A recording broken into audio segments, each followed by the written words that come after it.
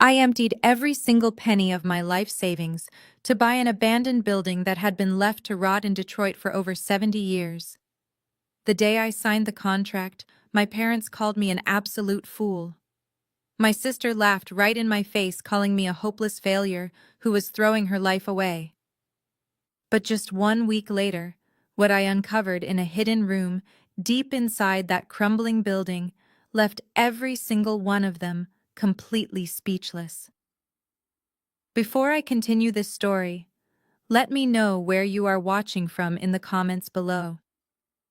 Hit like and subscribe if you have ever had to stand up to a family who constantly underestimated your worth. The air in my sister Vanessa and her husband Trevor's dining room was thick with the smell of expensive roasted lamb and suffocating arrogance.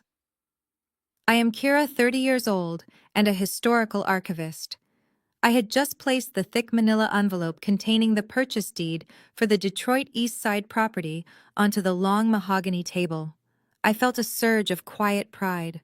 For the first time in my life, I owned something real, something that was entirely mine.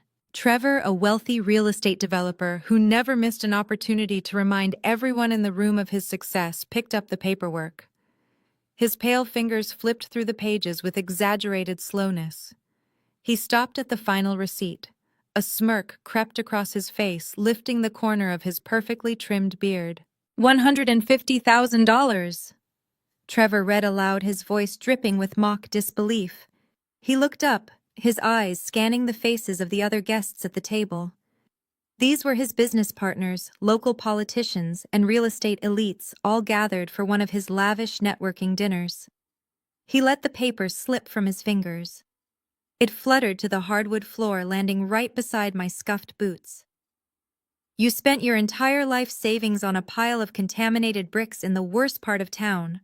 I knew you lacked business sense, Kira, but I did not realize you were completely delusional. The laughter in the dining room felt like physical blows. I bent down to pick up my receipt from the expensive imported rug, my fingers trembling slightly. Before I could even straighten my back, the sharp sound of a chair scraping violently against the hardwood floor echoed through the room. My mother Brenda had stood up. Her face, usually so carefully composed with expensive makeup and forced pleasantries, was contorted with genuine rage. She marched around the long mahogany table, her heels clicking sharply against the floorboards. I stood up, clutching the manila envelope to my chest. "How dare you?" my mother hissed, her voice trembling not with sadness but with pure, unadulterated anger. "How dare you come into this house and disrespect your sister and your brother-in-law like this?" I looked at her, completely confused. Disrespect them? Mother, I just showed you the property I bought. Trevor is the one who threw my receipt on the floor. The open palm of her hand connected with my left cheek before I could even blink. The slap was so loud, it completely silenced the remaining murmurs in the room. The stinging pain radiated across my jaw, but the emotional shock was far worse. My own mother had just struck me in front of a room full of strangers, all to protect the fragile ego of her wealthy son-in-law. I tasted a faint metallic hint of blood on the inside of my cheek. The wealthy guests at the table awkwardly looked away, pretending to be fascinated by their crystal wine glasses, complicit in their silence. I slowly turned my head back to look at her. "You are an embarrassment," she spat out, her chest heaving with every word. "Trevor is kind enough to invite you to this dinner to introduce you to people who actually matter in this city, and you bring up this pathetic garbage. You just want attention. You have always been jealous of Vanessa, always trying to ruin her perfect moments because you know you will never have what she has." Vanessa sat at the head of the table, sipping her red wine, a triumphant smirk playing on her lips. She did not say a single word. She did not need to. Our mother was doing her dirty work for her, just like she always did. I took a slow, deep breath, forcing my heart rate to steady. I absolutely refused to give them the satisfaction of seeing me cry. "I am not jealous of Vanessa," I said quietly, my voice surprisingly steady. "I am simply building my own life."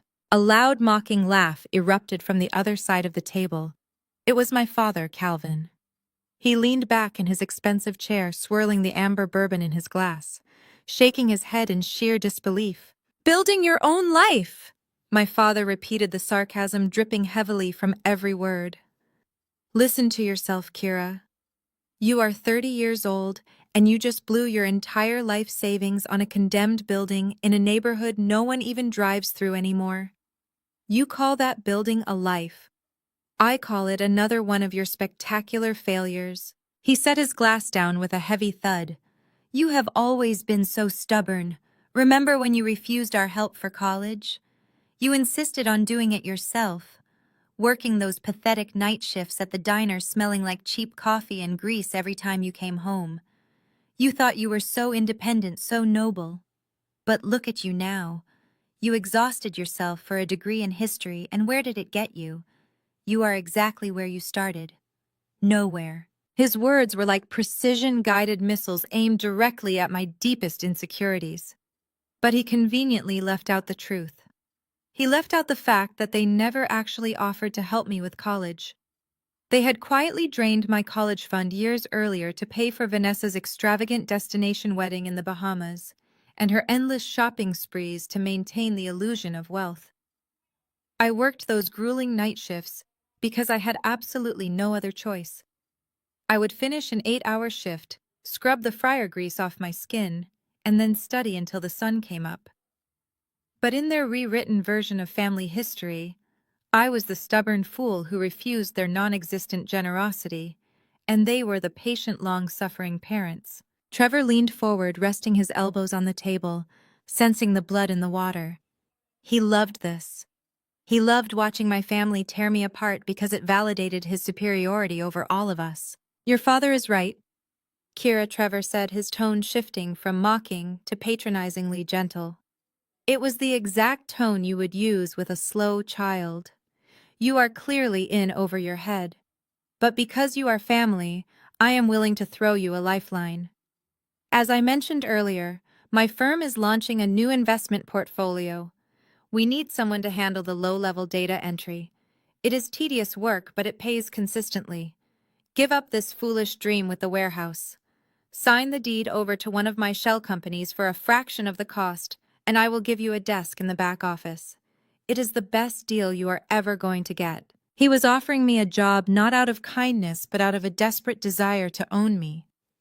He wanted to buy my failure for pennies on the dollar and put me in a cubicle where he could remind me every single day that I was nothing compared to him. I looked at the four of them. My mother still breathing heavily, glaring at me with undisguised contempt. My father shaking his head in deep disappointment. Vanessa glowing with smug satisfaction. And Trevor offering me a poisoned apple disguised as family charity. For 25 years, I had desperately craved their approval. I had twisted myself into knots trying to be the daughter they wanted, the sister they could be proud of. But standing in that opulent dining room with the physical sting of my mother's slap still burning on my cheek, the illusion finally shattered into a million unfixable pieces. I realized they did not want me to succeed. They never did. My failure was the essential glue that held their toxic dynamic together. They needed a scapegoat so they could feel better about their own empty lives. I reached up and gently wiped a stray crumb from my shoulder, an agonizingly slow and deliberate movement. I looked Trevor directly in the eyes.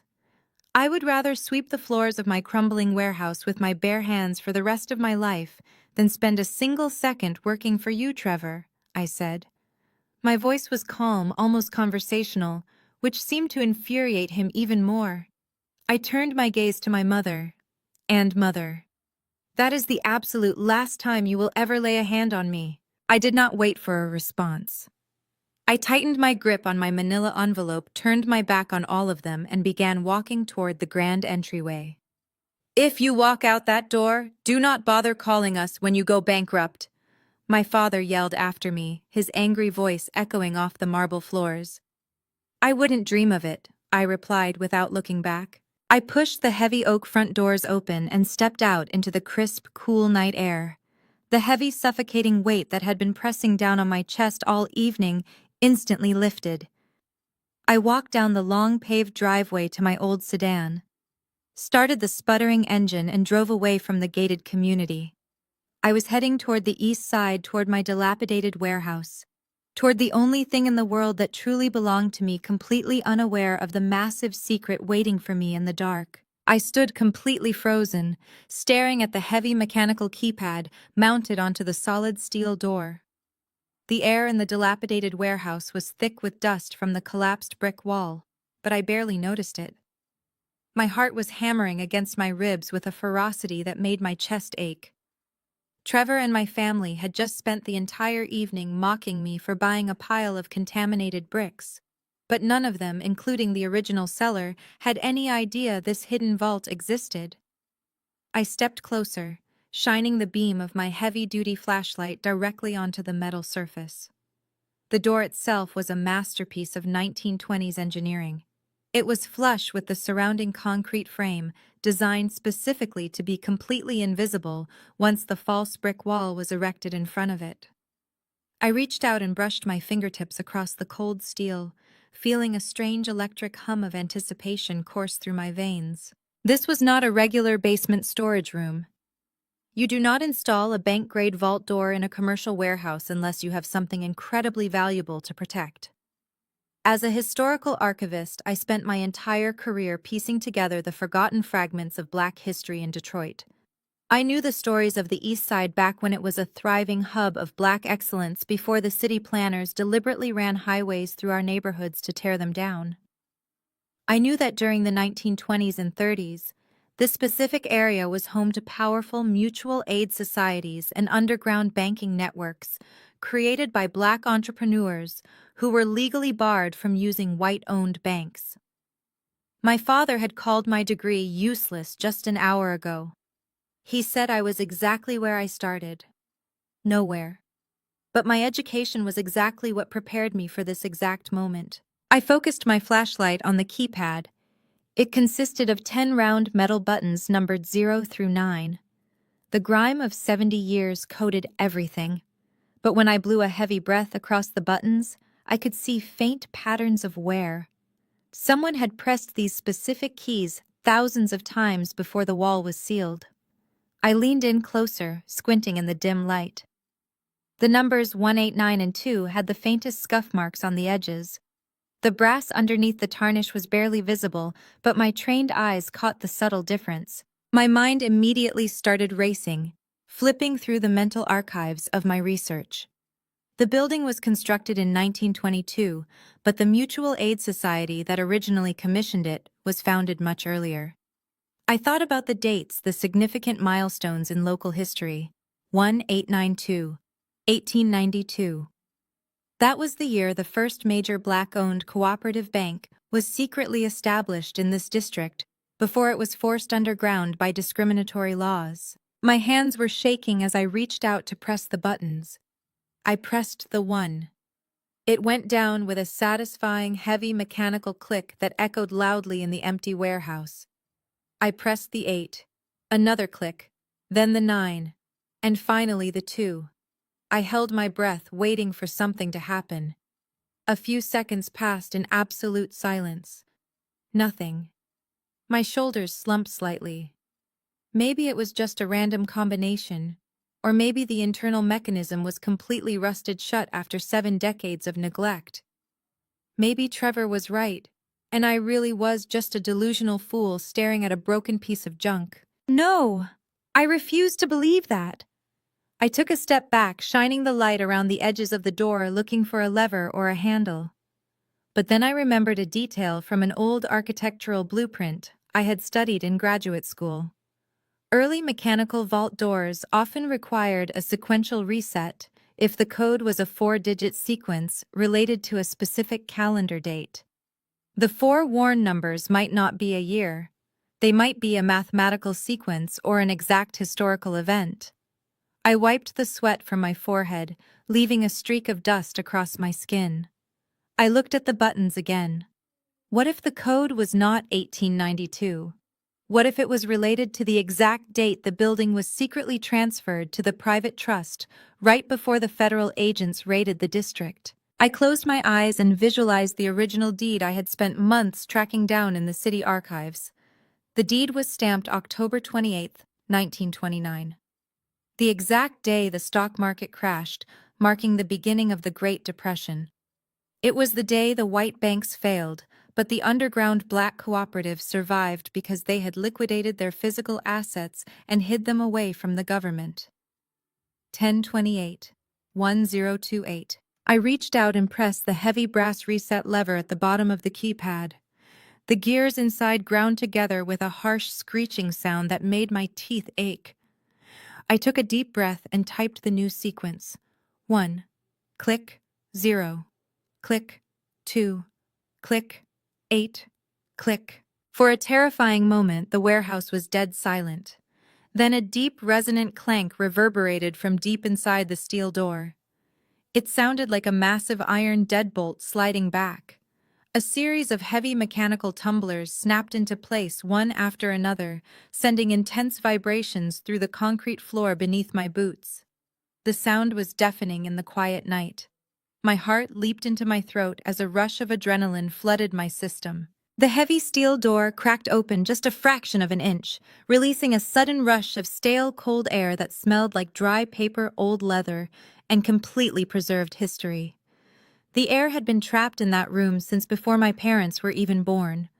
I grabbed the edge of the thick steel door with both hands, planted my boots firmly on the dusty floor, and pulled with all of my strength. The hinges groaned in protest, letting out a loud metallic screech that filled the empty warehouse. But the door slowly swung outward, revealing the pitch-black void beyond.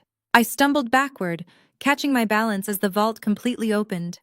I raised my flashlight, my hand trembling so badly the beam of light danced erratically across the dark space inside. I stepped over the raised metal threshold and walked into the hidden room. The air was remarkably dry thanks to the thick concrete walls that had insulated it from the harsh Detroit winters and humid summers. As the beam of my flashlight swept across the room, I could not believe what I was seeing. My mother had slapped my face and called me an embarrassment. My sister had rolled her eyes at my dreams. Trevor had laughed in my face and told me I bought a pile of garbage. They all thought I was a pathetic woman clinging to a useless past. But as the bright light illuminated the meticulously organized shelves, the neatly stacked sealed wooden crates, and the massive iron lockbox sitting on a solid oak desk in the center of the room, I knew my life was about to change forever. I had not just bought an abandoned building, I had inadvertently purchased an untouched time capsule of immense wealth and forgotten power. I barely slept that night. My mind was a swirling vortex of historical dates, legal precedents, and the sheer magnitude of what I had found inside that vault. I spent hours carefully documenting the initial contents, taking hundreds of photographs with my phone before resealing the heavy steel door and resetting the mechanical lock. The items in that room were not just valuable, they were the missing pieces of a cultural legacy that had been deliberately erased from the city records. When the sun finally began to rise, casting a pale gray light over the Detroit skyline, I drove back to my small apartment to shower and change. I felt like I was floating on air like a secret billionaire in a 10-year-old sedan. But the euphoria did not last long. When I returned to the warehouse later that morning, clutching a large coffee and a notebook filled with preservation strategies, my heart plummeted into my stomach. There, plastered directly onto the center of the heavy wooden front doors, was a bright neon orange piece of paper. It was an official City of Detroit notice. I walked up to it, my hands suddenly feeling clammy against my coffee cup. The bold black letters across the top read, "Order of Emergency Demolition." The notice claimed the building had been inspected the previous evening and was deemed a critical structural hazard to the surrounding neighborhood. It stated that the owner had exactly 7 days to clear the premises before city bulldozers would arrive to level the property to the ground. I stared at the orange paper, my blood running completely cold. An inspection the previous evening. That was absolutely impossible. I had been at the property for half the night, and no city inspector had come anywhere near the place. Furthermore, emergency demolition orders for long-abandoned buildings took months if not years of bureaucratic red tape to process. They did not just magically appear overnight, unless someone with deep pockets and powerful political connections pushed them through the system. Someone who wanted the land cleared quickly and quietly before anyone could look too closely at the history of the site. Someone exactly like Trevor. The sudden shrill ringing of my cell phone shattered the quiet morning silence, making me jump. I pulled it out of my pocket and looked at the cracked screen. It was my father, Calvin. The timing of his call was way too perfect to be a simple coincidence. I took a deep, long breath, bracing myself for whatever emotional manipulation was about to come, and answered the call. "Kira, are you there?" my father asked, his voice sounding surprisingly chipper and completely ignoring the ugly, violent scene that had unfolded at the dinner party just 12 hours ago. "I am here," I said, keeping my tone perfectly neutral. "Listen, sweetheart." He continued, using a pet name he only ever deployed when he desperately wanted something from me. "Trevor called me this morning. He is really worried about you, Kira. He said he did some digging into that little warehouse project of yours and found out the city just condemned it. A full demolition order. Is that true?" I looked back at the glaring orange sticker on my door, feeling a familiar wave of disgust wash over me. "Yes, it is true," I replied, my grip tightening on the phone. "A notice magically appeared on my door this morning. Well, thank God Trevor has his ear to the ground." My father sighed, sounding profoundly relieved. He said the demolition costs alone are going to completely bankrupt you. The city will charge you tens of thousands of dollars just to tear it down and clear the debris. You will be in debt for the rest of your life. But Trevor, being the generous, forgiving man that he is, wants to help you out of this awful mess. He wants to help me out. I repeated, the bitter taste of irony thick in my mouth. "Yes," my father said, his voice swelling with misplaced pride. "He feels terrible about the argument last night. He knows you are just young and stressed and making bad decisions, so he has offered to buy the property off you today. He will take on all the legal liability and the exorbitant demolition costs. He is even willing to give you $10,000 cash just to help you get back on your feet." $10,000, Kira. That is incredibly generous considering the place is a condemned hazard and you treated him so poorly. I closed my eyes, leaning my forehead against the cold brick wall of the building. It was a classic predatory real estate tactic, and Trevor was a master of it. He used his corrupt city connections to slap a fake emergency demolition order on my building, creating an artificial financial crisis. Then he sends my own father to play the savior, offering me pennies on the dollar to take the problem away. Trevor knew I spent $150,000 of my own hard-earned savings on this place. He was offering me $10,000. He wanted me to lose everything and thank him for the privilege of being robbed. "And why exactly does Trevor want a condemned hazard?" I asked softly, my voice dangerously low. "Do not be so ungrateful, Kira." My father snapped the friendly facade, dropping instantly to reveal the anger beneath. "He is doing this for the family. You embarrassed him last night, and he is still trying to save you from your own stupidity. You need to repay your brother-in-law for his kindness right now. Take the $10,000. Sign the deed over to his development company today. You are not a developer. You are just an archivist playing in the dirt. Let the men handle the real business before you ruin your life completely." The sheer audacity of his words sent a wave of electric anger through my body, but it was quickly replaced by a cold, calculating calm. My father had no idea what was sitting behind the false wall just 20 feet away from where I was standing. He had no idea that the dirt I was playing in held more wealth and cultural history than his precious son-in-law would ever see in his entire lifetime. Trevor was building a fragile empire on lies, and I was holding a fortress of truth. "Tell Trevor," I said, my voice steady and completely devoid of any emotion, "that I will not be selling my property to him or anyone else. Not for $10,000. Not for $10 million. "Kira, do not be an absolute idiot," my father yelled through the speaker, his voice cracking with rage. "The city will tear it down in a week. You will have absolutely nothing, and we will not help you." "Let them try," I said. I hung up the phone before he could scream another pathetic insult at me. I looked back at the neon orange demolition notice. Trevor thought he had outsmarted me. He thought I was just a helpless little girl who would panic and run back to the family begging for scraps and forgiveness.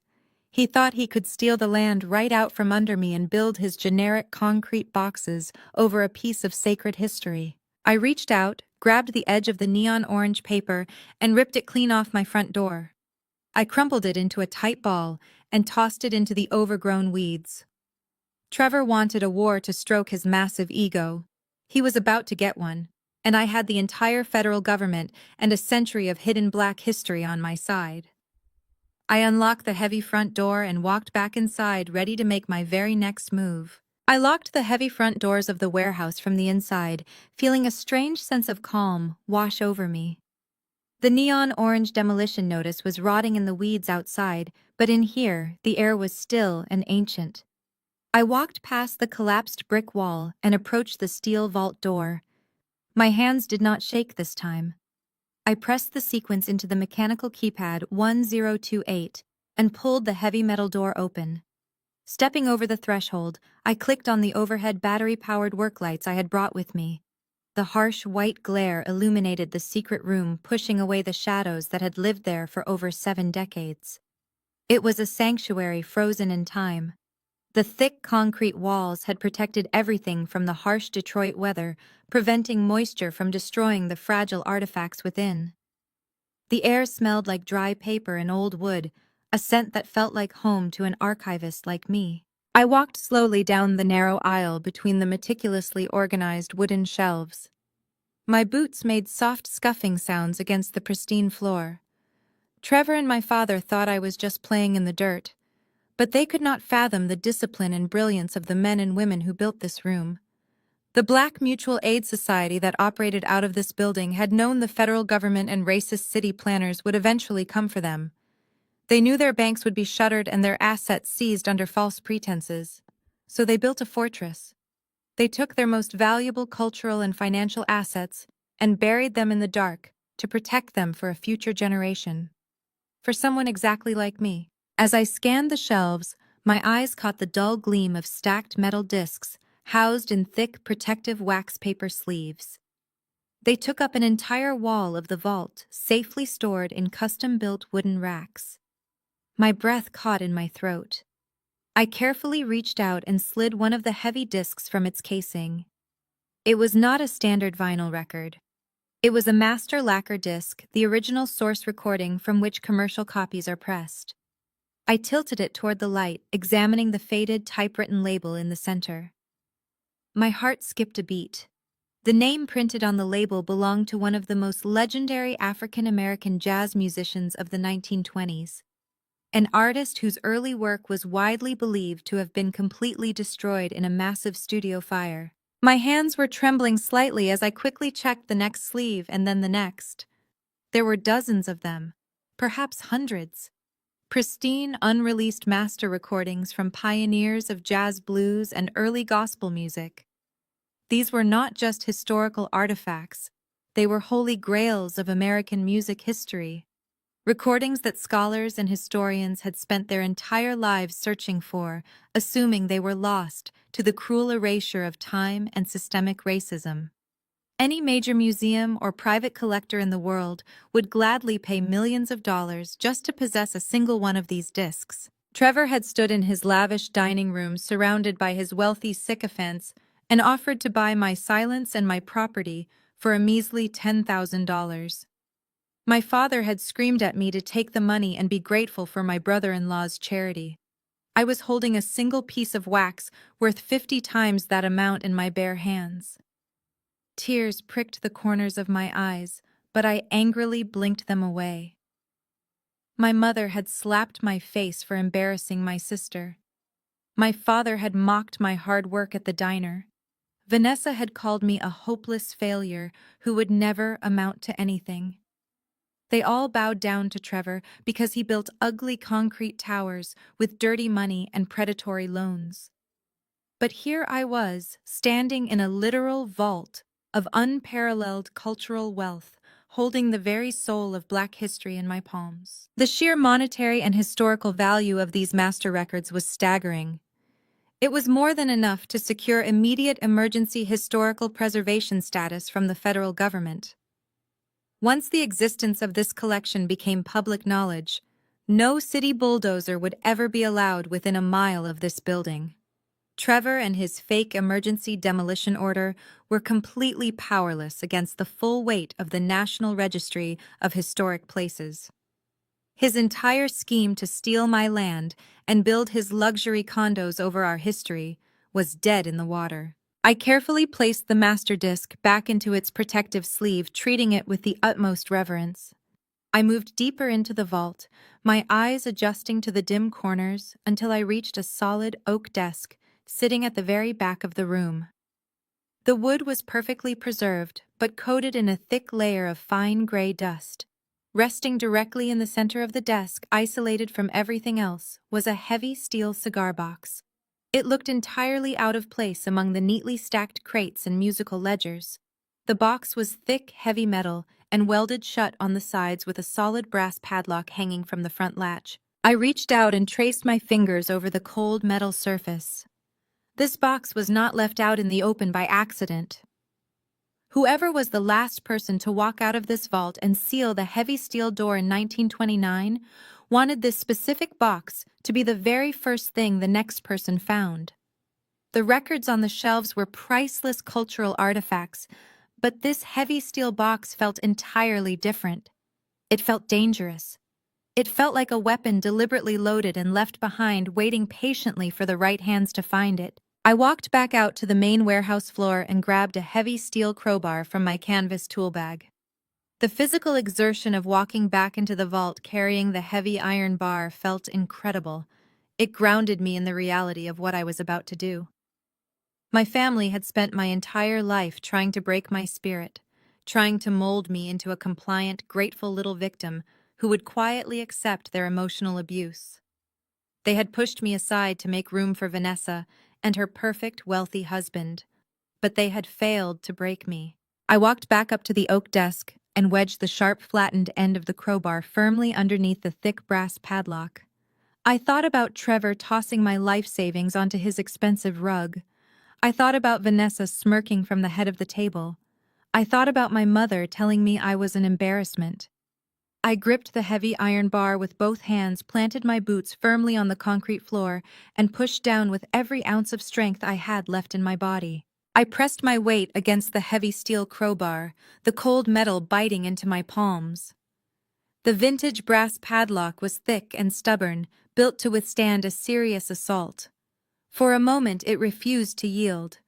I adjusted my grip, planted my boots wider on the dusty concrete floor, and shoved down with a sudden explosive burst of energy. A loud, sharp crack echoed through the silent vault as the internal mechanism of the heavy padlock finally snapped. The brass shackle bent outward and the lock hit the solid oak desk with a heavy, dull thud. I dropped the crowbar, taking a moment to catch my breath in the stale air. My hands were shaking, but not from fear anymore. It was pure, unadulterated adrenaline. I reached out and carefully lifted the heavy steel lid of the cigar box. The metal hinges screamed in protest, a high-pitched squeal that broke the 70-year silence of the room. Inside the box, there were no gold coins or stacks of old currency. Instead, resting perfectly flat, was a thick bundle of heavy parchment paper carefully wrapped in a protective layer of dark, oiled leather. I gently peeled back the stiff leather flaps, treating the contents like fragile glass. The paper underneath was pristine, barely yellowed by age. Sitting right on top of the stack was a heavy official document. My eyes were immediately drawn to the bottom right corner. Stamped deeply into the thick paper was a raised, dark red wax seal. It was the official seal of the state of Michigan, dated September 14, 1930. I carefully lifted the document, holding it under the harsh white beam of my battery-powered work light. The legal jargon was dense, printed in the elegant looping typography of the era. The heading read, "Irrevocable Deed of Trust and Master Land Covenant." I read the names of the grantors, the brave visionary Black men and women who had pooled their resources to create the Detroit Mutual Aid Society. They had known their individual properties could be seized through discriminatory eminent domain laws, so they did something brilliant. They transferred all of their individual land holdings into a single impenetrable corporate trust anchored by this very building. As an archivist, I was used to reading dry legal documents, but my eyes scanned the text with a desperate hunger. The second page detailed the specific geographic boundaries of the land protected under the trust. It was not just the lot this warehouse sat on. The coordinates outlined a massive tract of land, 5 entire acres stretching north and west from the property line. I read the street names, the old property markers, the specific lot numbers. My heart started beating so fast it felt like a hummingbird trapped inside my ribcage. I closed my eyes, mapping the coordinates in my mind. North and west of this warehouse. That was the exact plot of empty land that had sat vacant for decades after the city bulldozed the original black neighborhoods. And it was the exact same plot of land where Trevor and his massive real estate development company had just broken ground last month. The Grand View. His $50 million luxury condominium project. The crown jewel of his portfolio. The project he had bragged about at the dinner party while throwing my receipt on the floor.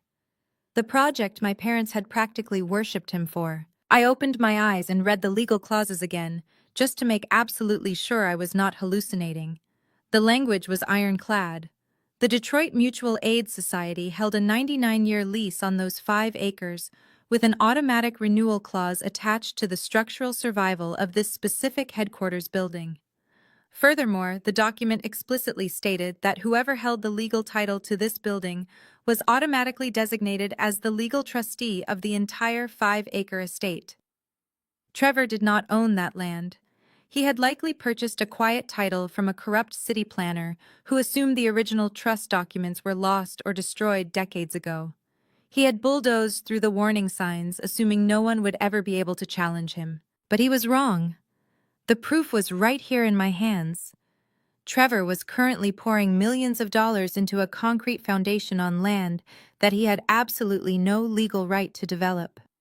And according to the strict commercial real estate laws of the state of Michigan, any unauthorized structures built on trust land automatically became the property of the land trustee. Or worse, for Trevor, the trustee could file a federal injunction to halt construction indefinitely, leaving the developer drowning in daily interest fees until they went completely bankrupt. Trevor was leveraged to the hilt. He had taken out massive high-interest loans to fund the Grand View. I knew for a fact because my mother had proudly bragged about it that Trevor had even used her and my father's house as collateral to secure the final line of credit. If this project went under, Trevor would lose everything. His company, his wealth, his fake reputation. And Vanessa would lose the luxurious lifestyle she used as a weapon against me. My parents would lose the roof over their heads, all because they trusted a greedy, arrogant man over their own flesh and blood. They had all laughed at me. They had called me a failure. They had told me to go play in the dirt while the men handled the real business. I looked down at the red wax seal, and a sound bubbled up from deep inside my chest. It started as a soft chuckle, a quiet vibration in the dusty air. But as the sheer magnitude of the cosmic justice washed over me, the chuckle grew. I threw my head back and laughed out loud. The sound bounced off the thick concrete walls of the vault, echoing around the priceless master recordings of jazz legends. It was not a bitter laugh. It was the bright, ringing laughter of absolute, undeniable victory. I was the trustee. I held the keys to the entire kingdom. I did not waste another second. I carefully placed the deed back onto the oak desk and pulled my cell phone from my pocket. My hands were completely steady now. I bypassed my family group chat, ignoring the missed texts from my father telling me to take Trevor's insulting $10,000 offer. Instead, I scrolled through my professional contacts and found the direct emergency number for the director of the State Historical Preservation Office in Lansing. An old mentor of mine who despised corrupt city developers just as much as I did. I pressed dial and listened to the phone ring in the quiet vault, the sound of Trevor's impending doom echoing in my ear. The phone rang exactly twice before Director Harris picked up. I explained the situation rapidly, outlining the master recordings and the 1930 deed of trust. He did not hesitate for a single second. He told me to stay put and that an emergency federal injunction would be filed by dawn. I spent the rest of the night inside the vault, meticulously cataloging the artifacts and preparing my digital fortress. When I finally emerged, the sun was already high in the sky, but the morning air was suddenly violently shattered by the deafening roar of heavy diesel engines. I sprinted out of the warehouse, locking the heavy front doors behind me, and stopped dead in my tracks. The 7-day demolition notice was a complete lie. Trevor had absolutely no intention of waiting a week for me to file an appeal. Parked directly in front of my property, blocking the entire street, were 3 massive yellow bulldozers and a wrecking excavator from his construction company. The thick black smoke from their exhaust pipes choked the crisp morning air. Standing on the sidewalk, looking like they were attending a luxury tailgate party, were Trevor and my sister Vanessa. Trevor was wearing a custom-tailored gray suit, completely inappropriate for a construction site, puffing on a thick imported cigar. Vanessa was standing next to him, wearing oversized designer sunglasses and holding her phone out on a glittering selfie stick. She was actively live-streaming to her thousands of social media followers, treating the destruction of my property like it was the season finale of a reality television show. I walked down the cracked pavement toward them, the anger radiating off me in waves. Vanessa saw me approaching and immediately spun the camera around to frame my face alongside hers. Her fake, sympathetic smile was sickening. "And here she is, guys!" Vanessa cooed into her phone, her voice dripping with artificial pity. "My poor delusional little sister Kira. I told you guys about her mental breakdown last night. She actually spent her entire life savings on this literal toxic waste dump, thinking she was going to be some kind of real estate mogul. Our family tried so hard to help her. Trevor even offered to bail her out with his own money, but she is just so sick and stubborn. Look at her. She looks like she slept in the dirt." She aimed the camera at my dust-covered clothes and messy hair. I did not flinch, and I did not cover my face. I stared directly into the lens, my expression completely devoid of whatever panic she was hoping to capture. "Turn the machinery off, Trevor," I said, my voice cutting cleanly through the rumble of the diesel engines. "You legally have to wait 7 days before executing a city demolition order." Trevor took a long drag from his cigar and slowly blew a cloud of gray smoke directly into my face. He looked incredibly amused. He stepped closer, invading my personal space, his expensive cologne mixing with the smell of exhaust. "Rules are for people who cannot afford to bypass them. Kira." He sneered quietly, so the live stream audio would not pick it up. "I had a quick chat with the city zoning commissioner this morning. We decided that this structure poses an immediate threat to public safety and needs to come down right now. It is a tragic loss, of course, but the neighborhood will be so much better off. You really should have taken my $10,000 when you had the chance. Now you are going to get the bill for the demolition, and I am going to buy the empty lot at auction for pennies." He was so confident, so entirely convinced of his own supremacy. He waved his hand, signaling the lead bulldozer operator. The massive machine lurched forward, its heavy metal treads grinding loudly against the asphalt. The giant steel blade lowered, aiming directly for the front wall of the warehouse. Vanessa squealed with delight, bringing the camera closer to her face. "Oh my God! Guys, it is happening!" she practically yelled over the noise. "They are tearing it down!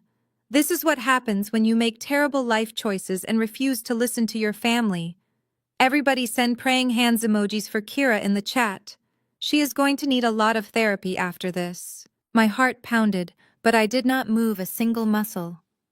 I stood directly in the path of the bulldozer, planting my boots firmly on the ground. The operator honked a loud, aggressive air horn, warning me to move, but I crossed my arms over my chest and stared him down. Trevor let out an annoyed sigh and shouted at me over the engine noise. "Kira, get out of the way before you get hurt," he yelled, dropping the calm facade. "You are making a complete fool of yourself. It is over. The building is coming down today, and there is absolutely nothing you can do to stop it. Stop throwing a tantrum and move." The bulldozer kept inching forward, the massive steel blade stopping less than 10 feet away from me. The heat radiating from the engine block washed over my face. Vanessa was narrating the entire standoff to her followers, calling me unhinged and dangerous. My phone buzzed heavily in my pocket. I reached down and pulled it out, keeping my eyes locked on Trevor.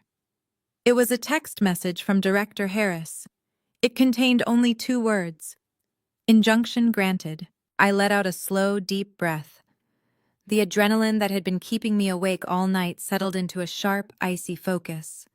I looked at Vanessa, who was still practically bouncing with excitement for her audience. I looked at Trevor, who was checking his expensive watch, clearly irritated that my physical presence was delaying his illegal demolition. They had built their entire lives around making me feel small and powerless. They used their money and their status as weapons to crush anyone who dared to stand in their way. But they had made one fatal miscalculation. They thought they were dealing with the timid, insecure little sister they had bullied for 30 years. They had no idea that they were currently trespassing on the legal property of the Detroit Mutual Aid Society, and they were looking directly at its sole active trustee. I slipped my phone back into my pocket and took a deliberate step forward toward Trevor and his camera-obsessed wife. The bulldozer idled loudly behind them, the operator clearly waiting for instructions on how to handle the crazy woman blocking the path. Trevor opened his mouth to yell at me again, but the sudden wail of police sirens cut him off. We all turned to look down the street. 2 white and blue county sheriff SUVs were speeding down the road, their lights flashing brightly in the morning sun. They swerved violently, abruptly, parking diagonally across the street, completely blocking the heavy construction machinery from moving any further forward or backward. Trevor frowned, taking the cigar out of his mouth, his confident posture faltering just a fraction of an inch. Vanessa quickly angled her phone to capture the police cars, her eyes wide with dramatic excitement, assuming they were here to arrest me for trespassing or disturbing the peace. The heavy doors of the SUVs opened, and 4 uniformed officers stepped out, looking incredibly serious. Trevor quickly put on his best wealthy developer smile and walked toward the officers, extending his hand. "Officers, glad you are here," he said loudly. "I have an emergency city demolition permit for this hazardous structure, but my sister-in-law is having a mental health crisis and is illegally obstructing a construction site. I need you to remove her immediately so we can proceed." The lead officer completely ignored Trevor's outstretched hand. He looked past him, his eyes scanning the area until they locked directly onto me. He held a thick manila folder in his hand. He walked right past Trevor, stepping between the heavy bulldozer and my fragile brick building. "Are you Kira?" he asked, his voice loud and authoritative. I replied, my voice calm and steady. And the officer turned to face Trevor, pulling a document from the folder. The document had a massive red federal seal stamped across the top. Trevor lowered his hand, the smug smile finally slipping completely off his face as he stared at the official paperwork. Vanessa stopped talking to her live stream, the camera slowly drifting away from her face as the reality of the situation began to set in. The bulldozers idled loudly, but the real power on that street was no longer in their engines. It was standing right in front of them. The lead officer handed the thick document directly to Trevor. The harsh morning sunlight illuminated the bold black letters printed across the top of the page. Federal Injunction and Emergency Preservation Order. Trevor stared at the paper, his pale eyes darting rapidly back and forth across the legal text. The confident sneer he had worn just moments ago completely vanished, replaced by a look of sheer, unadulterated panic. "What is this?" Trevor demanded, his voice cracking slightly. "This has to be some kind of clerical mistake. I have a signed demolition permit from the zoning commissioner himself. I am clearing a hazardous structure. You cannot just override a city order with a piece of paper." "That piece of paper is from the United States Department of the Interior," the sheriff replied, his voice flat and completely devoid of sympathy. "Signed by a federal judge at 4 o'clock this morning. That building is now officially classified as a protected National Historic Landmark.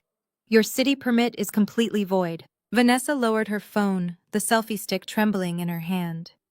She looked from the police officer to her husband, her carefully constructed reality beginning to fracture. Trevor. What is he talking about? She asked, her voice tight with anxiety. Tell them to move so we can knock this ugly thing down. My followers are waiting. Trevor ignored her. He pointed a shaking finger at me. This is impossible, he practically spat. She bought a worthless, abandoned warehouse. There is absolutely no historical significance to this pile of bricks. She is playing you. She is lying to the federal government just to spite me because she is jealous of my success. I took a slow, deliberate step forward, closing the distance between us. I am not lying, Trevor, I said softly, keeping my tone completely even. And I am certainly not jealous of a man who builds his entire life on debt and stolen land. I turned to face the heavy construction machinery. The lead bulldozer operator was leaning out of his cabin, watching the exchange with wide eyes. Turn it off, I commanded, raising my voice so it carried over the roar of the diesel engines. You are currently operating heavy machinery within 50 feet of a federally protected site. If that blade touches even a single brick on my property, you will be facing federal prison time. The operator did not hesitate. He reached into the cabin and pulled the heavy keys from the ignition. The massive diesel engine sputtered and died. One by one, the other operators followed suit. The deafening roar of the machinery faded away, leaving a ringing silence in the air. The only sound left was the quiet hum of the police SUVs and Trevor's ragged breathing. Trevor stared at the silent bulldozers, his face turning a dangerous shade of red. "You cannot do this!" he yelled, lunging toward me. The sheriff immediately stepped between us, resting a firm hand on his utility belt, warning Trevor to back down. Trevor stopped, but his eyes were wild with rage. I have $50 million riding on this development, he screamed. $50 million. I need this lot cleared for the access roads. You cannot just stop a project of this magnitude because of some fake historical designation. It is not fake, I replied casually, crossing my arms. And it is not just the building, Trevor. It is what is inside the building. Vanessa scoffed loudly, desperately, trying to regain some semblance of control for her live stream.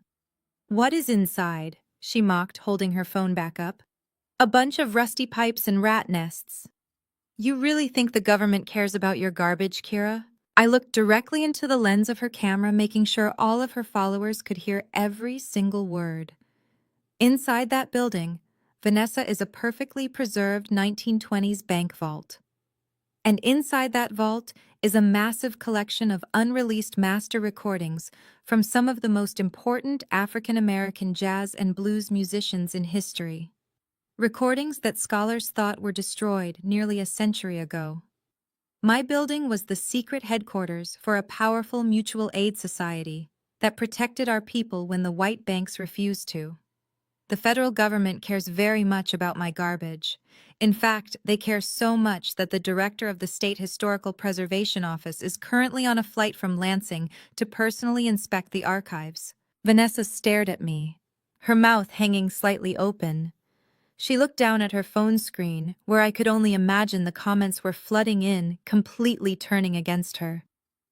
She had tried to broadcast my humiliation to the world, but instead, she had just live-streamed my absolute triumph. Trevor looked like he was going to be physically sick. His skin had turned a pale, sickly gray color. Master recordings, he whispered the words, barely making it past his lips. Yes, Trevor. I smiled a slow, cold smile. Items worth millions of dollars. Artifacts that solidify this building as a cornerstone of Detroit history. No city commissioner, no matter how much you paid them, is ever going to let you tear it down now. Your permit is dead.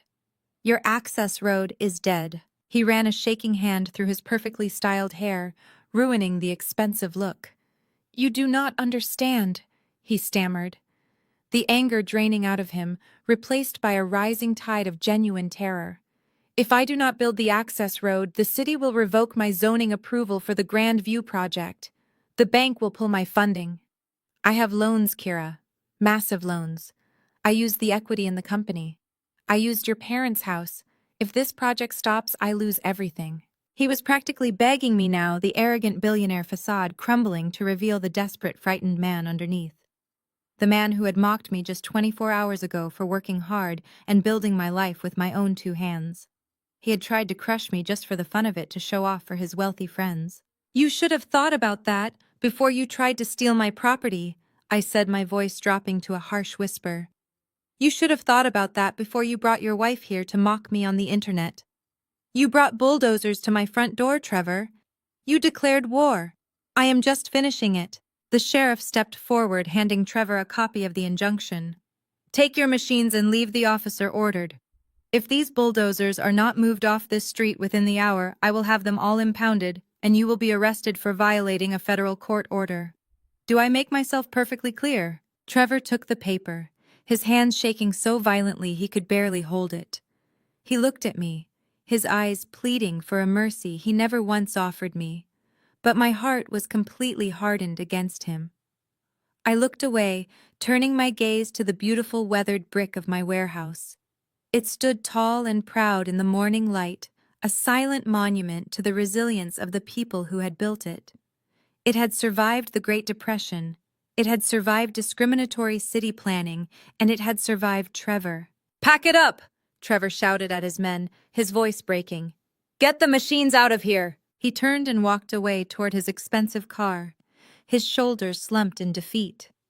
Vanessa hurried after him, her phone finally lowered to her side. The live stream abruptly ended. I watched them retreat, the sweet taste of victory settling over me. But the battle was not entirely over yet. Trevor still did not know the most devastating secret hidden inside that vault. He thought he was just losing an access road. He had no idea he was about to lose the entire kingdom.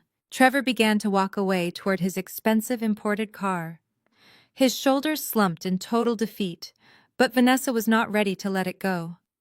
Her phone was lowered to her side, but her knuckles were completely white from gripping the plastic case so tightly.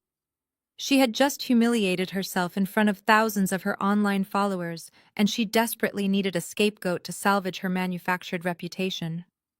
She looked at me with a hatred so pure and venomous it practically burned the morning air between us. "Officer?" "Wait a minute!" Vanessa shouted, running up to the sheriff who was watching Trevor's construction crew pack up their heavy equipment. "My sister is a liar and a thief. There is absolutely no way she got a federal injunction overnight. She does not have the money or the connections to make something like that happen. She must have bribed someone in the city or the state office." The sheriff turned around and let out a tired, heavy sigh. "Mom, federal judges do not take bribes for emergency preservation orders," he said flatly, clearly losing his patience with her dramatic outburst. "Yes, they do, if the price is high enough," Vanessa insisted, her voice shrill and desperate echoing down the empty street. "And I know exactly how she paid for it. She stole from us. A few weeks ago, a collection of incredibly rare antique jewelry went missing from my parents' house. Family heirlooms worth hundreds of thousands of dollars. We thought we had just misplaced them, but now it makes perfect sense. She stole them and used them to pay off some corrupt official to fake this whole historical landmark garbage." Just as the venomous words left her mouth, a sleek silver luxury sedan pulled up sharply behind the parked police SUVs. My mother Brenda stepped out of the car wearing her pristine white tennis club outfit, looking perfectly put together and utterly out of place on the gritty East Side streets. She had obviously been on her way to watch the demolition to celebrate my failure and toast to Trevor's ongoing success. Vanessa saw her immediately and ran over, pointing a dramatic, shaking finger at me. "Mom, tell the police!" Vanessa cried out, grabbing our mother's arm and pulling her toward the sheriff. "Tell them about the missing jewelry from the safe. Tell them Kira stole it to pay for this fake document." Brenda looked at the massive stopped bulldozers, the official federal paperwork resting in the sheriff's hand, and the absolute undeniable ruin of Trevor's morning. She did not even ask what was going on or try to understand the situation. She looked at Trevor's pale face and immediately understood the assignment. She had to protect the golden child and her wealthy husband at all costs, even if it meant sacrificing her other daughter to the criminal justice system. She looked at me with cold, dead eyes and lied directly to the police. "Yes, officer," my mother said, placing a manicured hand over her chest, feigning absolute heartbreak and maternal disappointment. "It is completely true. My daughter Kira has always been deeply troubled and envious of her sister. We have been missing a vintage diamond necklace and several heavy gold watches from our home safe for weeks. Kira was the only other person in the world who knew the combination to that safe. We did not want to press charges because she is family, and we wanted to protect her. But if she is using our stolen property to commit federal fraud, you need to arrest her immediately before she runs away." I stood there on the cracked pavement, listening to my own mother casually try to send me to state prison, just to save her son-in-law's real estate project. The betrayal was so deep and so absolute that it entirely bypassed anger and settled into a hollow, freezing numbness inside my chest.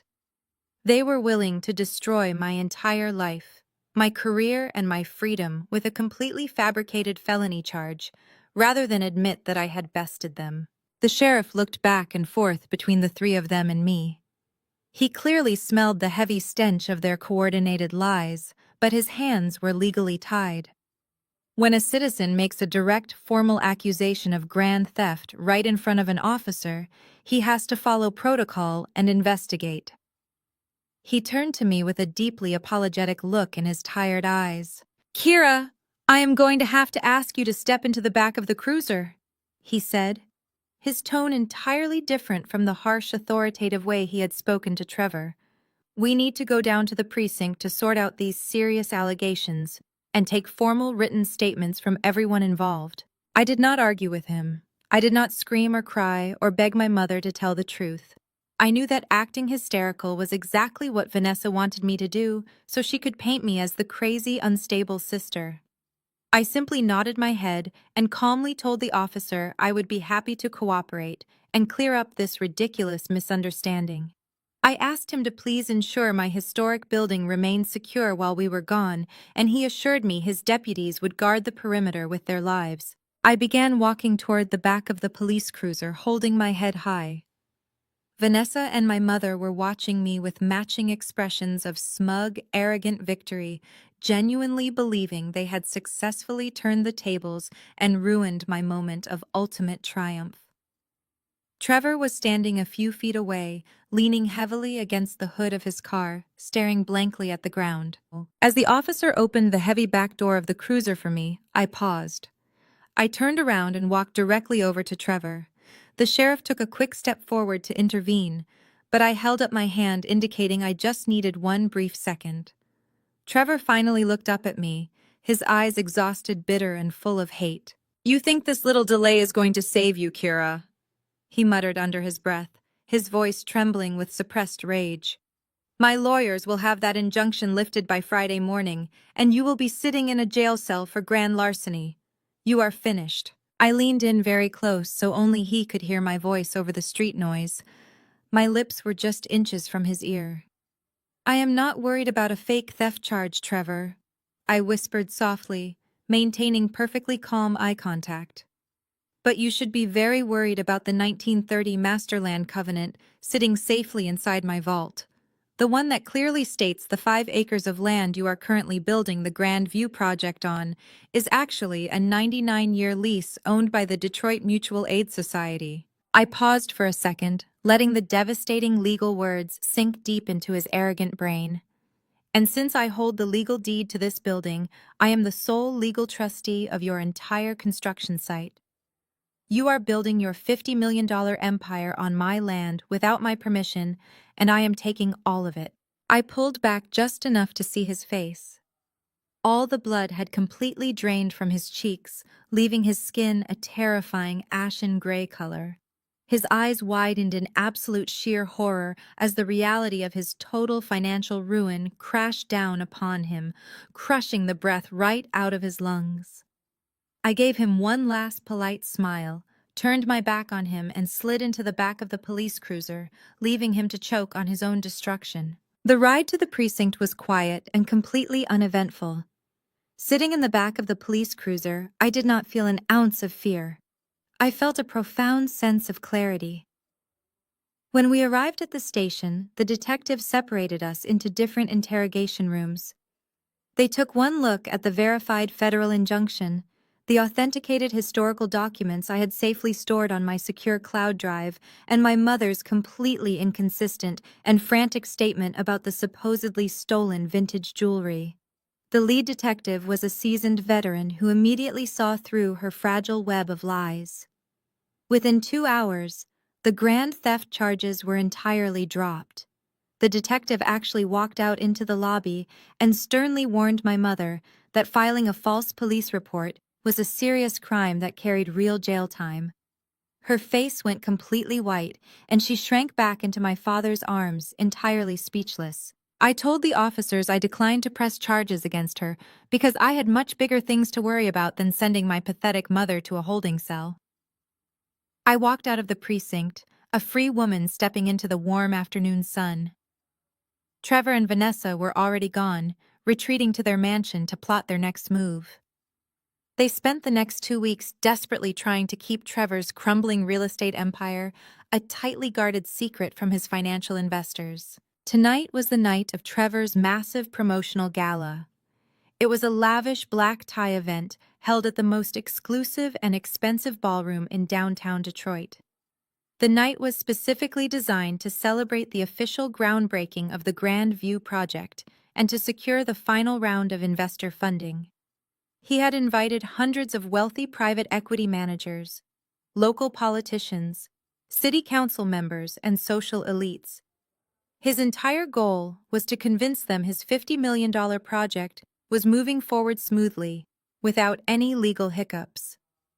My family had explicitly banned me from attending. My father had left a scathing voicemail on my phone telling me to stay hidden in my miserable little apartment and not ruin the most important night of Vanessa's life. He said I was an embarrassment and a criminal despite the police dropping the ridiculous charges. They actually thought I was sitting at home crying over their cruel rejection. They genuinely believed their toxic behavior had finally broken my spirit and forced me into hiding. They had absolutely no idea what I had actually been doing for the past 14 days. I had not been crying in the dark. I had been negotiating in the light. The State Historical Preservation Office authenticated the entire contents of the vault within 48 hours. Once the word quietly leaked to the elite archival and historical community, my phone did not stop ringing. Museum curators, historians, and wealthy private collectors from all over the world were desperate to get their hands on the forgotten history of the Detroit Mutual Aid Society. The Smithsonian Institution officially offered me a massive $500,000 cash advance just for the exclusive rights to digitize and temporarily exhibit a single master lacquer recording from the collection. The money was wired directly into my newly established business trust account, with zero hesitation. For the first time in my entire life, I had real liquid wealth, and I knew exactly how I was going to spend a tiny fraction of it to make a statement. I hired the best luxury stylist in the entire city of Detroit. She arrived at my apartment with racks of designer clothes and a team of hair and makeup artists. She dressed me in a custom-fitted emerald green silk gown that cascaded down my body like liquid glass. It was the kind of dress that commanded absolute undeniable attention, the exact kind of dress Vanessa would kill to wear, but could never actually afford on her husband's fraudulent budget. I paired it with simple, elegant diamond drop earrings and a pair of authentic designer heels that clicked sharply and powerfully against the pavement. My hair was styled in sleek, dark waves falling perfectly over my bare shoulders. Staring into the mirror, I did not even recognize the timid archivist who used to beg for her parents' approval. I looked like a woman who owned the city. I pulled up to the grand entrance of the ballroom in a sleek black chauffeured luxury town car, rented for the entire evening. The uniformed valet rushed over to open my door, and as I stepped out onto the plush red carpet, the flashbulbs of local newspaper photographers and society bloggers immediately started going off. They did not know exactly who I was, but they knew a powerful presence when they saw one. I walked up the sweeping marble staircase, my emerald gown trailing beautifully behind me, catching the light of the street lamps. The heavy oak double doors were flanked by two massive security guards holding digital guest lists on tablets. I did not have an invitation, but I did have a crisp $100 bill for each of them and the undeniable aura of a woman who belonged in that room. They discreetly pocketed the cash and stepped aside without saying a single word. I pushed the doors open and paused at the top of the interior staircase, looking out over the massive ballroom. The room was dripping with giant crystal chandeliers and overflowing with ridiculously expensive white floral arrangements. The air hummed with the sophisticated sound of a live string quartet and the arrogant chatter of Detroit's wealthy elite.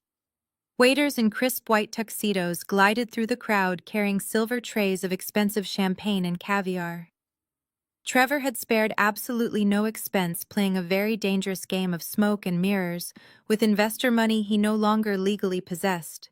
He was throwing a party to celebrate building a castle on my land. I slowly scanned the massive crowd until my eyes locked onto the exclusive VIP section located right near the front stage. There they were. My father Calvin looking incredibly smug and self-important in a rented black tuxedo. My mother Brenda wearing a tight sequined dress that looked slightly desperate. And Vanessa clinging tightly to Trevor's arm, sipping from a crystal flute of champagne and laughing loudly at something a wealthy older investor had just said. Trevor looked pale and exhausted up close, hiding his panic behind a fake strained smile. I took a deep breath, letting the cool, absolute confidence wash over me. I began my slow, deliberate descent down the grand staircase, walking directly toward their table. People naturally parted to make way for me, their conversations completely dying out as they turned to stare at the woman in the emerald gown. The ultimate reckoning had finally arrived, and I was ready to burn their fake empire to the ground. The moment my foot touched the bottom step of the grand staircase, Vanessa finally noticed me. Her laughter abruptly died in her throat. She practically dropped her crystal champagne flute onto the table, spilling the expensive liquid across the pristine white linen. I could see her eyes wide with shock, scanning my emerald green designer gown, my perfectly styled hair, and the absolute confidence radiating from every step I took. Her shock quickly morphed into intense, hateful panic. She immediately let go of Trevor's arm and aggressively pushed her way through the crowd of wealthy investors, her designer heels stomping against the polished marble floor. She was desperately trying to intercept me before I could reach the center of the room and draw any more attention away from her husband's fragile empire. I kept my pace deliberately slow and elegant, forcing her to rush toward me like a frantic child. She finally blocked my path just a few feet away from the main stage, her face flushed with anger and her teeth bared in a vicious whisper. "What do you think you are doing here, Kira?" Vanessa hissed, her voice trembling with suppressed rage, trying not to cause a scene in front of the private equity managers standing nearby. "You were explicitly banned from this event. Dad told you to stay home. And where did you get that dress? Did you steal it? Did you rent it with the last few pennies from your pathetic little savings account before the bank seizes your garbage warehouse?" I did not stop walking. I simply adjusted my trajectory slightly, forcing her to step backward to avoid colliding with me. She stumbled slightly in her heels, losing her balance and her intimidating posture all at once. "I am not here to talk to you, Vanessa," I said softly, my voice smooth and dangerously calm. "And for the record, I bought this dress with the spare change from the first historical artifact I sold this morning. You should enjoy your expensive champagne while you still can, because after tonight, you will not even be able to afford the glass it is poured in." I did not wait for her to process the words. I simply glided right past her, leaving her standing frozen in the middle of the crowded ballroom, her mouth opening and closing like a suffocating fish. My parents had noticed the commotion by now. My mother Brenda was frantically tugging on my father's sleeve, pointing at me with wide, terrified eyes. Trevor had turned around as well, and the sheer panic that washed over his pale face was the most beautiful thing I had ever seen. He instinctively took a step toward the stage, as if his physical presence could somehow protect his lies. but he was frozen by the heavy gaze of his wealthy investors who were now openly staring at the escalating drama. I ignored all of them. My target was not the VIP table. My target was the intricate audio-visual control booth set up in the shadows just to the left of the main presentation stage. The technician sitting behind the massive soundboard was a young guy wearing a black polo shirt, deeply engrossed in a clipboard of lighting cues. He did not even look up as I confidently slipped behind the velvet rope and stepped into his dimly lit workspace. I reached into my small silk clutch and pulled out a silver encrypted flash drive. Before the technician could even ask who I was or demand to see my credentials, I slid a neatly folded stack of $100 bills across the soundboard, sliding it directly over his lighting cues. It was a $2,000 tip I had withdrawn specifically for this exact moment. The technician looked at the thick stack of cash and then slowly looked up at me, taking in the expensive emerald gown and my icy, determined expression. "I need to borrow your system for about 5 minutes," I said quietly, keeping my eyes locked on his. "Plug this drive into the main projection feed and hand me a live wireless microphone. Do not touch the volume sliders, and do not cut the feed no matter who yells at you. You do this, and you can walk out the back door right now with a massive bonus." He hesitated for only a fraction of a second. He was making minimum wage to run cables for arrogant billionaires. He did not owe Trevor anything. He quickly pocketed the thick stack of cash, snatched the silver flash drive from my hand, and shoved it into the main input port of the primary presentation laptop. He clicked a few buttons on his keyboard, bypassing the Grand View promotional video queue and loading my encrypted directory directly onto the screen. Then he reached over, picked up a sleek black wireless microphone, and placed it firmly into the palm of my hand. He gave me a single silent nod, grabbed his backpack from under the table, and quickly disappeared through the heavy black curtains behind the stage. I gripped the microphone, feeling the cool plastic against my skin. I stepped out from the shadows of the control booth and walked directly up the short set of stairs leading to the main stage. The massive crystal chandeliers above me cast a brilliant light down on the polished wooden floor. A local politician had just finished giving a boring introductory speech, and the crowd was expecting Trevor to come up next and present his grand vision for the neighborhood.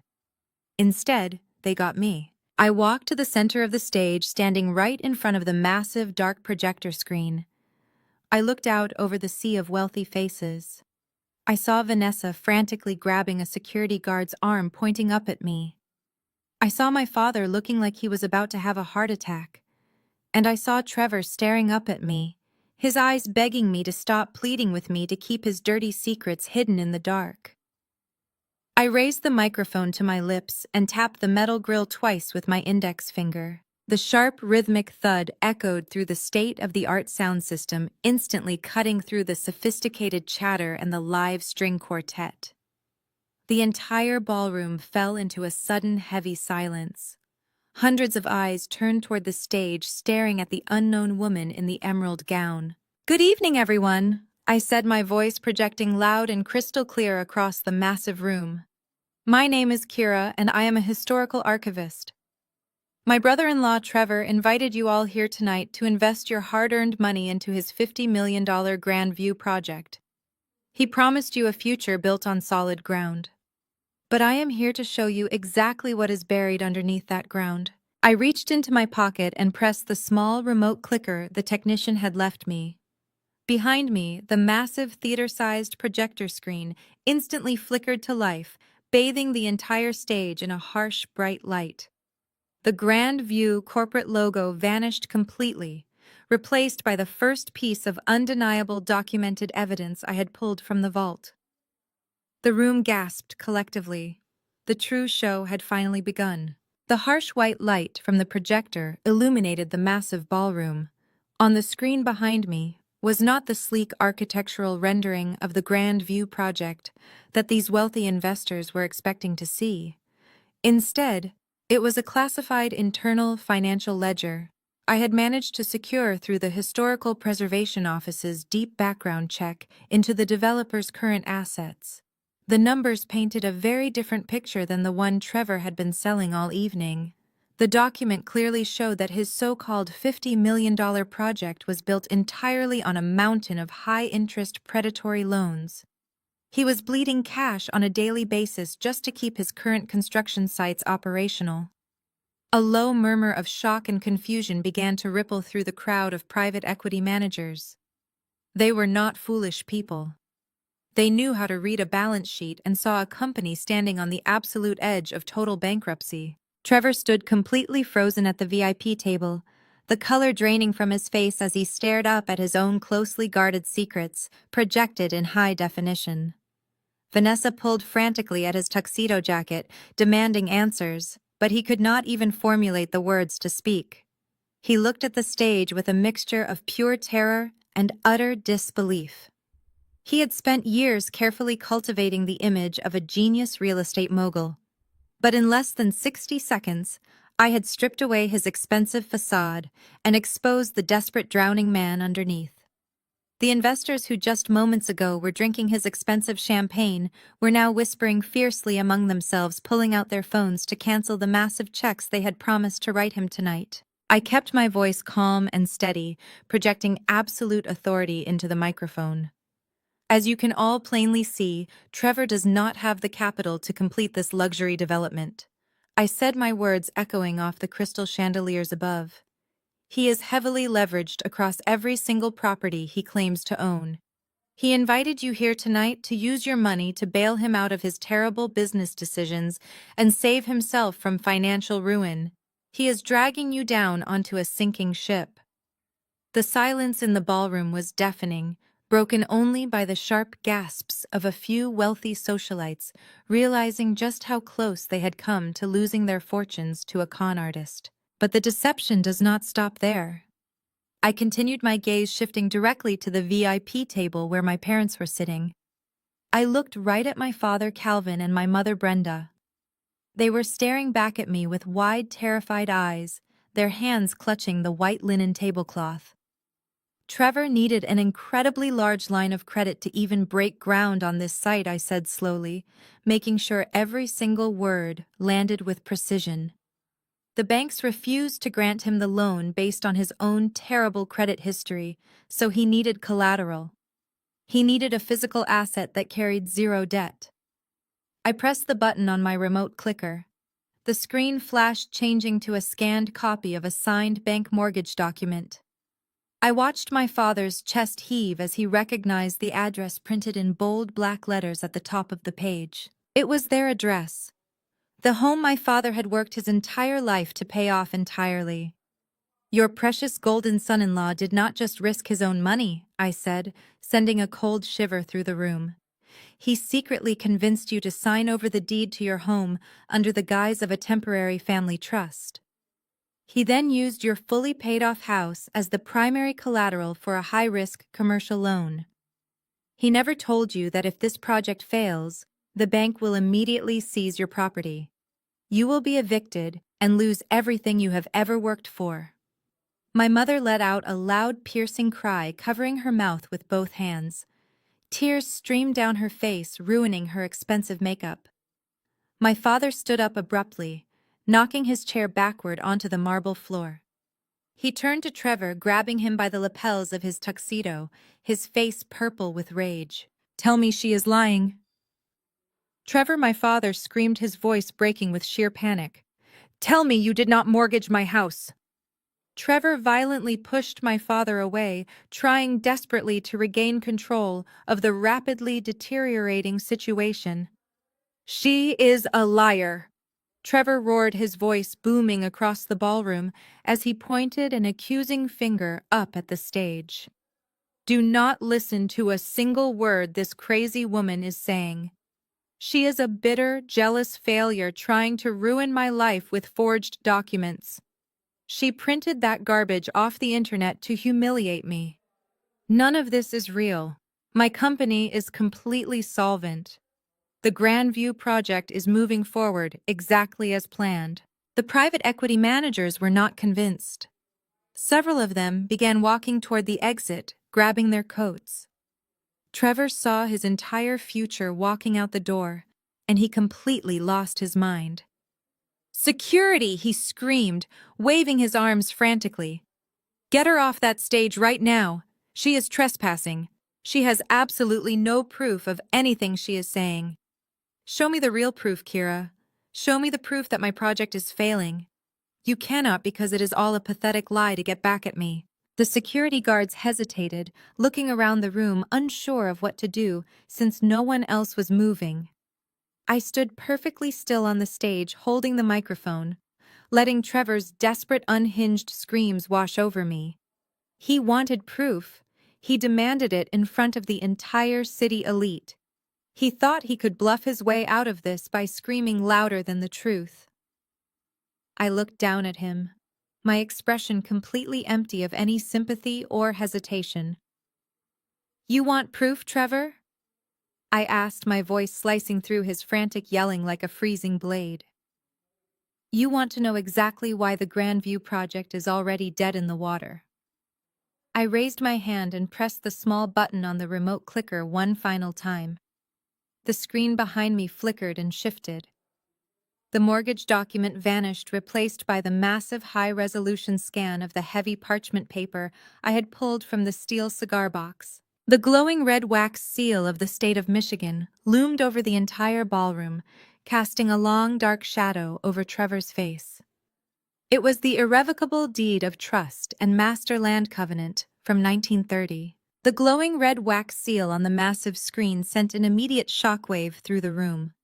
The private equity managers did not need to read the fine print to understand exactly what they were looking at. The murmurs of confusion instantly erupted into a chorus of angry shouts and demanding questions. Investors were literally throwing their champagne glasses onto the trays of passing waiters and storming toward the exit doors, pushing past each other in a desperate rush to escape the sinking ship. Trevor's entire $50 million empire was burning to the ground right in front of his eyes, and I was the one holding the match. He completely lost whatever shred of sanity he had left. He screamed at the top of his lungs, ordering his private security team to get me out of his sight. Two massive men in dark suits rushed the stage, their heavy boots thudding against the wooden floorboards. I did not fight them. I did not need to. My message had been delivered perfectly. I calmly handed the wireless microphone back to the terrified young technician and let the security guards grab me by the arms. They escorted me down the side stairs and pushed me through a set of heavy double doors leading into a private soundproof VIP lounge just off the main hallway. The heavy bass of the string quartet and the angry shouts of the ruined investors were instantly muffled. The doors burst open a second later, and my entire family flooded into the room right behind me.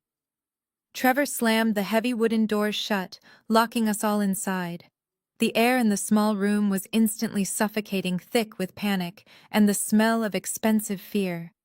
My father, Calvin, looked like a man who had just been shoved out of an airplane without a parachute.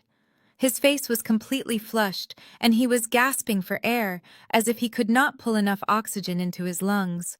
He lunged forward, grabbing Trevor by the collar of his expensive tuxedo, violently shaking the man he had practically worshipped for the past 5 years. "Tell me it is a lie!" Calvin screamed, spittle flying from his trembling lips. "Tell me you did not put my house on that loan, Trevor. Tell me you did not gamble away the only home your wife grew up in." Trevor violently shoved my father backward, swatting his hands away like he was swatting a bothersome insect. The charming, respectful son-in-law routine was completely dead. "Back off, old man," Trevor barked, his face twisted into an ugly snarl. "You signed the trust paperwork just like I told you to. You wanted to ride my coattails to the top, so you share the risk. If that psychotic daughter of yours just ruined my funding, then yes, the bank is going to take your pathetic little house, and there is absolutely nothing you can do about it." My father collapsed into one of the plush leather armchairs, his hands covering his face as he let out a loud, agonizing sob. The absolute reality of his impending homelessness crashed down upon him, crushing the last remnants of his arrogant pride. Vanessa sank against the wall, sliding down until she hit the floor, ruining her expensive designer dress, as she began to wail hysterically, realizing her days of luxury shopping and country club lunches were permanently over. But it was my mother, Brenda, who truly revealed the deepest, darkest depths of her toxic delusion. She did not rush to comfort my father. She did not scream at the man who had just admitted to stealing her home. Instead, she turned slowly toward me, her eyes burning with a hateful, terrifying intensity. She marched across the room and stopped just inches from my face, pointing a perfectly manicured finger directly at my chest. "Look at what you have done," Brenda hissed, her voice vibrating with pure malice. "Look at what your selfish, disgusting jealousy has done to this family." I stared at her, completely stunned by her psychological gymnastics. "Mother," I said, keeping my voice perfectly calm despite the chaos around me. "Trevor just told you to your face that he committed mortgage fraud using your name. He is the one who stole your house, not me." "No," Brenda screamed, stamping her foot against the carpet like a petulant toddler. "Trevor is a brilliant businessman. He had a plan to make us all incredibly wealthy. He just needed a little more time and a little more money. Everything was going to be perfectly fine until you walked in here in that stolen dress and started spewing your vicious lies. You could not stand seeing Vanessa happy. You could not stand knowing that you are a miserable, lonely failure, and she has a perfect life.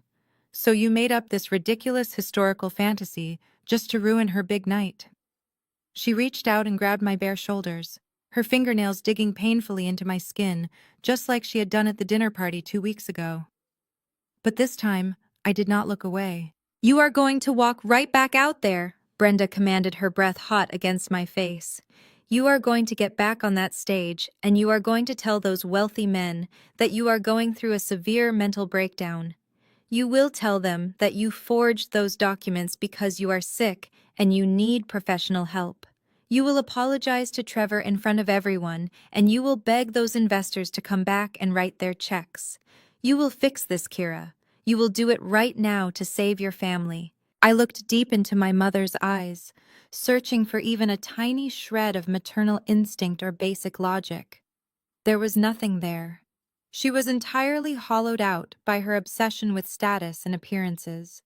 She was completely willing to sacrifice my sanity, my reputation, and my freedom to protect a greedy con artist, just so she would not have to admit she was wrong about me. She wanted me to fall on my own sword, to save the very people who had spent my entire life pushing me into the dirt. I reached up and grabbed her wrists, prying her manicured fingers off my shoulders with a slow, deliberate strength that made her gasp in surprise. I shoved her hands away, stepping back to put distance between my peace and her poison. "I will never apologize for telling the truth," I said, my voice ringing with cold, absolute finality. "And I will certainly never set myself on fire just to keep your fake little world warm. Your house is gone, Mother. Trevor burned it down, and you handed him the matches." Brenda stared at me, her mouth hanging open in sheer disbelief. She raised her hand as if she was going to strike me again, just like she did at the dinner party. But before she could even swing her arm, Vanessa scrambled up from the floor, wiping her mascara-stained tears from her face. Her sadness had instantly morphed back into vicious entitlement. Vanessa wiped the last of the black streaks from her cheeks, her face contorting into a mask of pure venom. She marched right past our mother and stood directly in front of me, her chest heaving with arrogant defiance. "You are going to pay for this, you psychotic bitch!" Vanessa spat, her voice shaking with adrenaline. "You think you can just walk into my husband's gala project, fake documents onto a screen, and get away with it? Trevor has the most ruthless corporate lawyers in the entire state of Michigan. We are going to sue you for defamation, slander, and corporate sabotage. We are going to drag you into civil court and bleed you completely dry until you do not even have a cardboard box to sleep in. You forged that ridiculous wax seal with your pathetic little archivist friends." I stood perfectly still, letting her furious threats wash over me. It was incredibly amusing to watch her desperately cling to the delusion of her wealth, even as the walls of her fake empire were collapsing all around her. She truly believed that money and lawyers could bend reality to her will, because that was the only way she and Trevor had ever operated. But they were about to learn a very painful lesson about federal law and historical truth. I did not raise my voice or try to match her frantic energy. I simply reached into my small silk evening bag and pulled out a thick, heavy envelope sealed with thick, tamper-evident tape. I held it up between us so she could see the bold government insignia printed across the front. I did not verify those documents with my archivist friends, Vanessa, I said calmly, breaking the seal and pulling out a dense stack of official paperwork. I threw the thick file down onto the glass coffee table sitting in the center of the VIP room. The heavy thud echoed loudly, making my father flinch. I verified them with the Federal Bureau of Investigation, White-Collar Crime Division, and the State Attorney General's office. That file contains the complete forensic authentication of the 1930 deed of trust.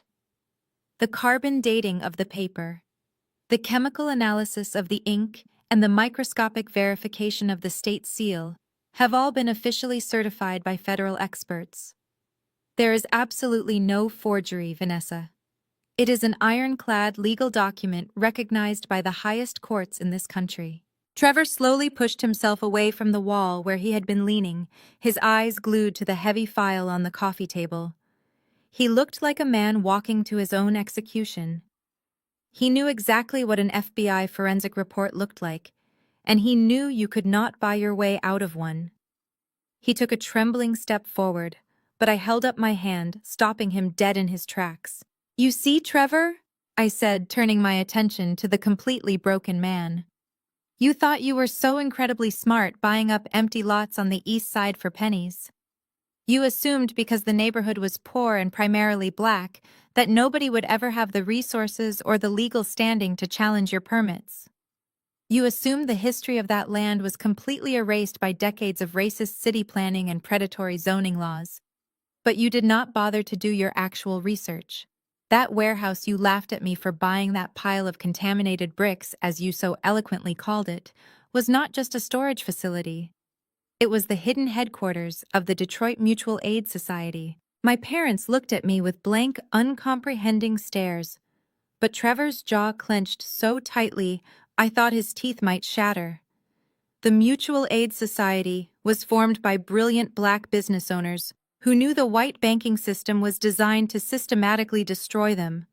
I explained, my voice echoing with the pride of my ancestors. They knew the city would eventually try to use eminent domain to steal their land and bulldoze their legacy. So they outsmarted the entire system. They pooled their massive wealth and placed all of their commercial real estate into an irrevocable trust, protecting it from city seizure. And to ensure the trust could never be broken, they tied the master deed directly to the physical survival of their headquarters building. My building. I walked slowly around the coffee table, pacing like a predator circling its trapped prey. The legal covenant explicitly states that the trust remains active for 99 years, and the sole legal trustee is whoever holds the verified deed to the headquarters. When I emptied my life savings to buy that ruined building, I did not just buy brick and concrete. I legally inherited the entire trust. That includes the 5 acres of land you are currently pouring millions of dollars of concrete onto, Trevor. You did not buy that land. You bought a fraudulent quiet title from a corrupt zoning commissioner who is currently under federal investigation, thanks to the phone calls I made this morning. Vanessa looked back and forth between me and her husband, her breath coming in short, rapid gasps. "Trevor, tell me she is lying," Vanessa pleaded, her voice cracking. "Tell me we own the land, Trevor. Please tell me we own the land." But Trevor could not even look at her. He stared down at the FBI file, his shoulders completely slumped, his arrogant posture entirely shattered.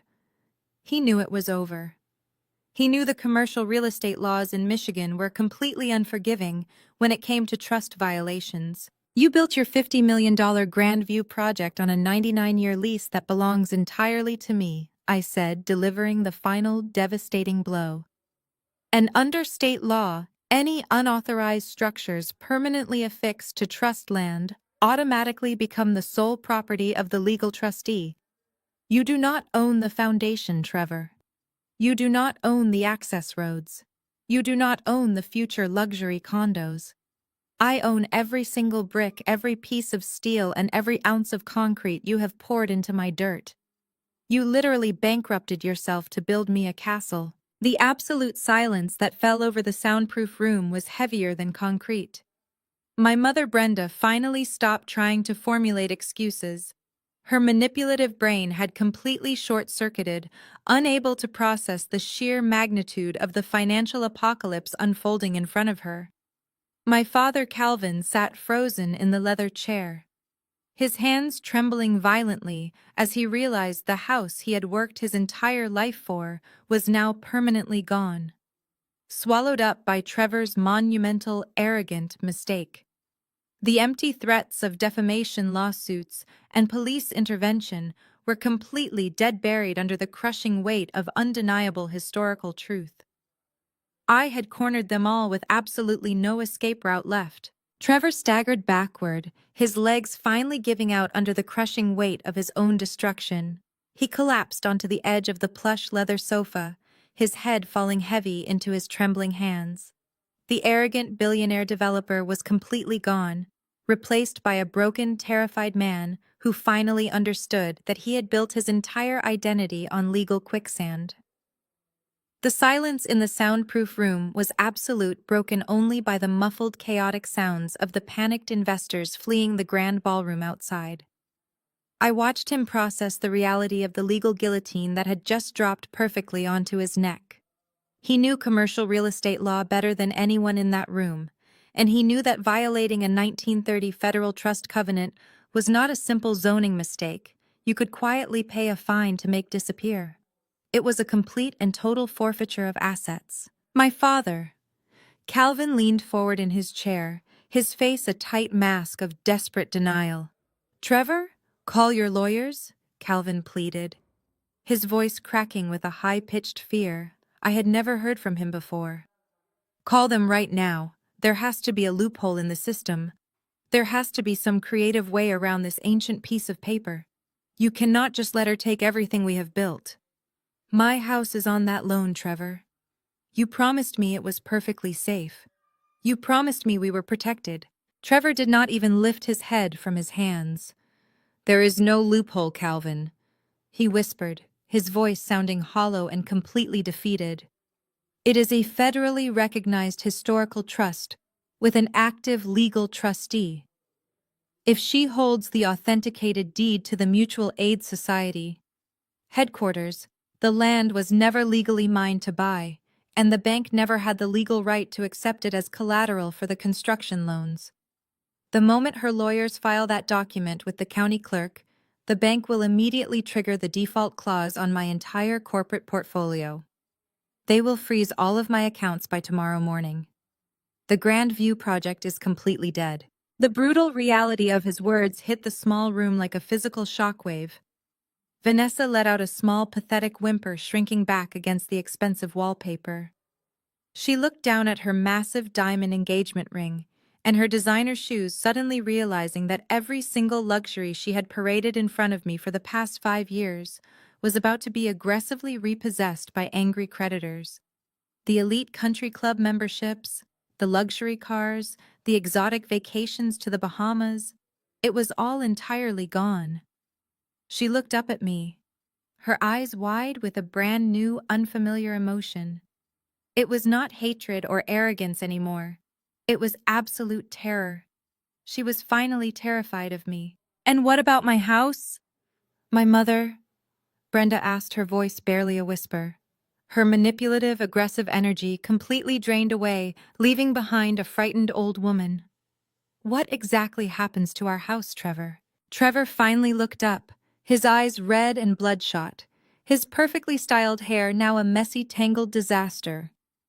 The bank will seize it, Brenda, he said bluntly, brutally, stripping away all the polite family lies they had lived behind.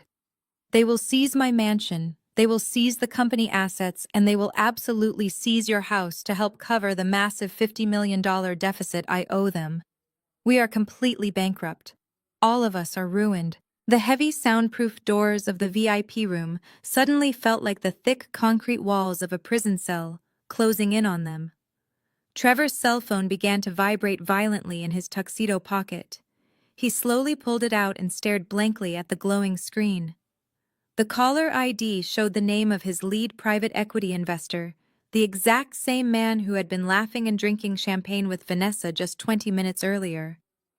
The phone stopped ringing and then immediately started again. It was followed by a relentless flood of incoming text messages and urgent voicemails from his frantic legal team, his aggressive bankers, and the city zoning commission. The outside world was already reacting to the financial bloodbath I had unleashed on the stage. The dominoes were falling faster than any of them could possibly comprehend. "You destroyed us," Vanessa whispered, staring at me as if I was a monster. "You really did it. You destroyed your own family just to prove a point." "I did not destroy anything, Vanessa," I replied, my voice smooth and perfectly calm. I walked over to the glass coffee table and picked up the heavy FBI forensic file. I simply turned on the bright lights so everyone could clearly see the deep rot hiding in your foundation. You and Trevor chose to build a fraudulent empire on stolen land. You chose to disrespect the legacy of my ancestors, and you chose to mock me while you did it. I am not a monster, Vanessa. I am just the architect of your unavoidable consequences. I looked at my parents sitting frozen in their chairs. They had spent my entire life protecting Vanessa from the consequences of her own terrible actions.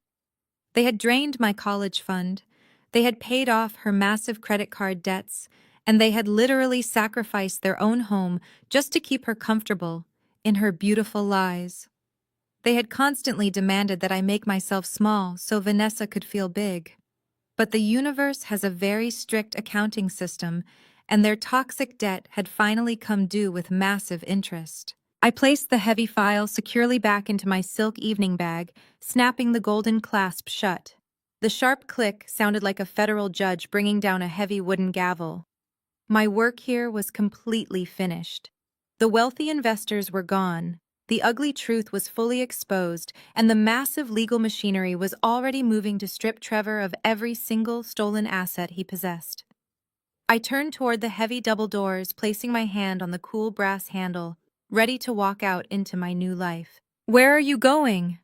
my father asked, his voice trembling with a pathetic, helpless panic. "You cannot just leave us in here, Kira. You have to fix this mess. You are the legal trustee now. You have the absolute power to stop the bank from taking our house. You have to sign the land over to Trevor so he can finish the project. We are your family, Kira. You owe us this." I paused, looking back over my shoulder at the four of them, completely trapped in their own self-made destruction. They were still desperately trying to play the family card after spending 30 years treating me like a disposable burden. They were just beginning to realize that the legal guillotine did not just sever Trevor's corporate empire. It permanently severed any remaining obligation I had to their toxic existence. I walked out of the heavy double doors of the ballroom and did not look back. The crisp night air hit my face, and for the first time in my entire life, my lungs felt completely clear. The next 48 hours were a chaotic blur of breaking news alerts and financial panic. The local Detroit business journals picked up the story immediately. Trevor's $50 million Grand View project was officially halted by a federal injunction, and his creditors were circling like starving vultures. The bank had officially frozen his commercial accounts, pending a massive fraud investigation. I spent those 2 days in the quiet sanctuary of my apartment, fielding phone calls from museum directors and federal preservation officers who were eager to help me catalog the massive historical wealth inside the Mutual Aid Society vault. I felt entirely at peace, but a toxic family does not just vanish when you expose them. They regroup and they change their tactics. On Tuesday afternoon, the buzzer to my apartment rang. I walked over to the intercom expecting a delivery from the Historical Society. Instead, the grainy black and white security monitor showed my mother Brenda and my father Calvin standing awkwardly in the lobby. My father was holding a large pink bakery box tied with a white ribbon. My mother was wearing a floral dress, trying to look soft and maternal. I stared at the screen for a long moment. Part of me wanted to ignore them and let them stand there until they gave up. But another part of me wanted to look them in the eye and watch them perform their pathetic new script. I pressed the button to unlock the front door. A few minutes later, a soft, polite knock echoed through my living room. I opened the door and found them standing in the hallway wearing wide, strained smiles. They looked exhausted. The deep bags under their eyes told me they had not slept a single wink since the gala. "Surprise, Kira," my mother said, her voice dripping with a sickly sweet fake enthusiasm that made my stomach turn. "We brought you your favorite strawberry sponge cake from that little bakery down the street. Can we come in?" I did not say anything. I simply stepped aside and let them walk into my modest apartment. My father carried the pink box to the small kitchen island and set it down with exaggerated care. He looked around my living room, nodding his head as if he was evaluating my life choices and suddenly finding them highly impressive. "You have a lovely place here, sweetheart," Calvin said, rubbing his hands together nervously. "Very cozy. Very independent. We always knew you had a strong head on your shoulders. You are our pride and joy, Kira. You really are." I leaned against the front door, crossing my arms over my chest. The sheer audacity of his words was staggering. Our pride and joy. Less than a week ago, this same man had mocked me for working double shifts at a diner to pay for my education. He had screamed at me to take a pathetic $10,000 bribe from Trevor and called me an absolute idiot for buying a ruined warehouse. Now, because I held the keys to a multi-million-dollar federal trust, I was suddenly the golden child. "Cut the act," I said, my voice completely flat and devoid of any warmth. "Why are you here?" My mother flinched slightly, but she quickly recovered her fake maternal smile. She walked over and tried to reach out to touch my arm, but I took a deliberate step backward. She let her hand fall awkwardly to her side. "We are here to celebrate you, Kira," Brenda said, her voice quivering slightly. "You proved us all wrong. You showed Trevor and Vanessa and all of us just how brilliant you truly are. Finding that historic trust was a stroke of absolute genius. Your father and I stayed up all night talking about it. We are so incredibly proud of the woman you have become. You won, Kira. You beat Trevor at his own game and you proved your point." I stared at her, letting the silence stretch out until the tension in the room became almost unbearable.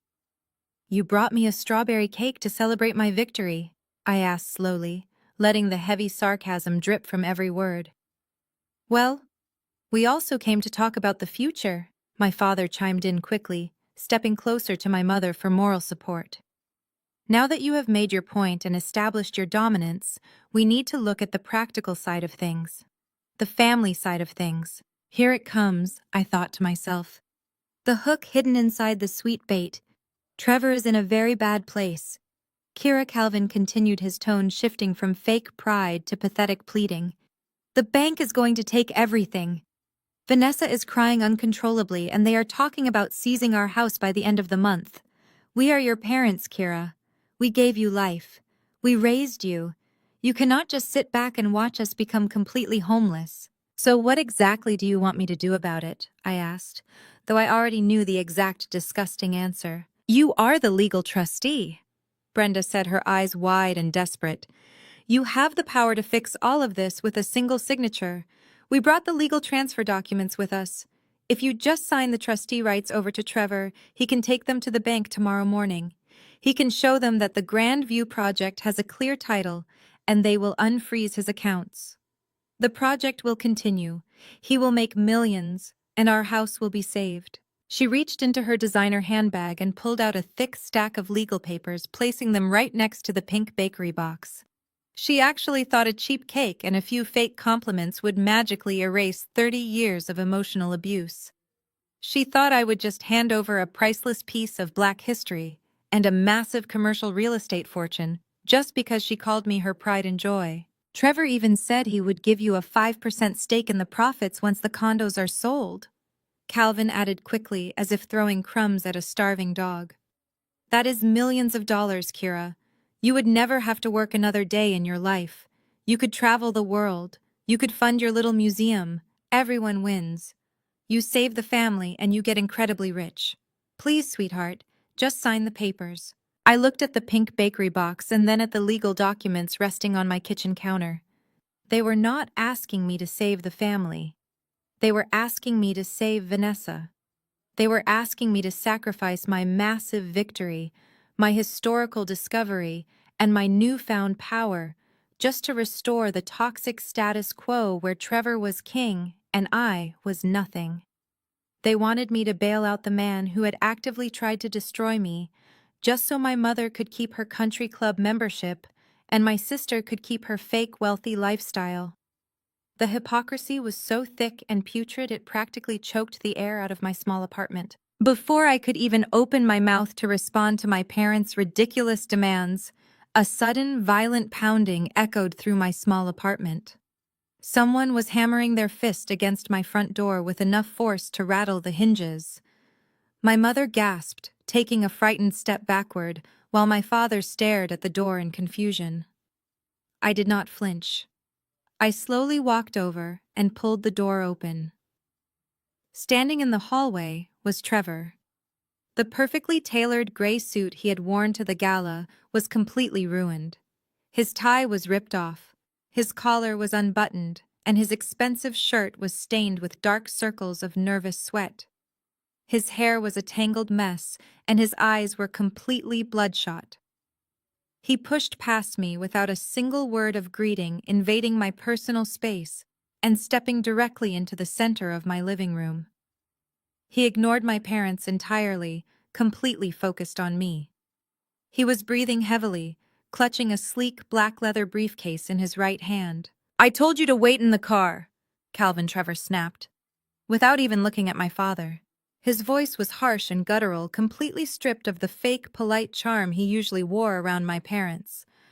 "I told you to let me handle this directly," Calvin stammered, taking a submissive step away from the kitchen counter. "We just wanted to soften her up, Trevor. We brought her a cake. We were just trying to help the family." "Shut up," Trevor growled, finally turning his bloodshot eyes toward my father.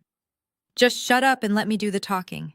Your pathetic cake is not going to fix a $50 million deficit." He turned back to me, dropping the heavy leather briefcase directly onto my kitchen island, right next to the pink bakery box and the stack of legal transfer documents my mother had brought. He popped the golden latches and flipped the lid open. Inside, resting on top of a stack of financial portfolios, was a single crisp piece of paper. It was a certified bank cashier check. He picked it up and held it out toward me, his hand trembling slightly. $2 million, Trevor said, his voice echoing in the quiet apartment. "It is liquid cash, Kira. It is clean, it is untraceable, and it is yours right now. All you have to do is sign those trustee transfer papers your mother brought, and this check goes straight into your bank account. You can walk away from all of this madness, a multimillionaire. You can fund your archival projects, you can buy a dozen ruined warehouses, you can do whatever you want. Just take the money and sign the land over to me." My parents both gasped out loud, staring at the piece of paper in Trevor's hand with wide, hungry eyes. $2 million was more money than either of them had ever seen in their entire lives. My mother let out a small, desperate whimpering sound, practically vibrating with greed. "Kira, please," she whispered, her voice cracking. "Take the money. It is a fortune. It solves everything." I looked at the check, and then I looked directly into Trevor's desperate eyes. "You do not have $2 million in liquid cash." "Trevor," I said calmly, "the state froze your corporate accounts yesterday morning. Your credit lines are completely dead." "This is from a private offshore reserve," Trevor said quickly, his words stumbling over each other. "It is emergency capital. It is not tied to the Grand View project, and the federal investigators do not know it exists. It is the absolute last of my usable funds, Kira. I am offering you everything I have left. Just take it. Take the money and let me save my company." I did not reach for the check. I simply stared at him, letting the heavy silence stretch out. He was sweating profusely, the stench of his expensive cologne mixing with the sour smell of pure panic. When he realized I was not going to take the paper, his desperate pleading expression slowly melted away, revealing the vicious cornered animal underneath. His jaw clenched and the veins in his neck bulged as his panic morphed into a dark, violent anger. He slowly lowered the check, placing it back inside the leather briefcase. "You really think you are untouchable? Do you?" Trevor hissed, taking a slow, threatening step toward me. "You think because you found some dusty old piece of paper, you can just destroy my entire life and walk away completely unscathed? You are nothing, Kira. You are a miserable little archivist who got lucky playing in the dirt. I built an empire. I know powerful people. I have city commissioners, state senators, and federal judges on my payroll." He took another step closer, towering over me, attempting to use his physical size to intimidate me. "If you do not sign those papers right now, the $2 million comes completely off the table. And I will personally guarantee that you never work in the historical preservation field ever again." I sit on the donor boards of 3 major national museums. I have the private cell phone numbers of the most powerful archival directors in this country. I will make one phone call and I will have you permanently blacklisted from every institution in the United States. I will launch a massive smear campaign against you. I will bury you in endless frivolous lawsuits until you cannot even afford to buy groceries. I will destroy your entire reputation. You will be a laughingstock. You will lose your career. You will lose your precious little building, and you will end up sleeping on the streets.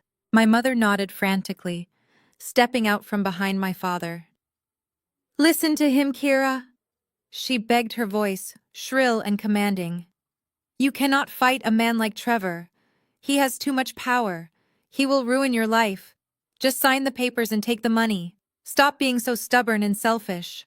I looked at my mother, looking so pathetic in her floral dress, completely willing to let this man threaten my livelihood as long as it protected her fake status. I looked at my father, who was silently agreeing with every vicious word Trevor said. And finally, I looked at Trevor, who was breathing heavily, genuinely believing his pathetic threats held any weight. He thought he could bully me into submission, just like he always did. He thought his dirty money and his corrupt connections could silence the truth. I slowly turned my gaze away from Trevor and looked down at the kitchen island.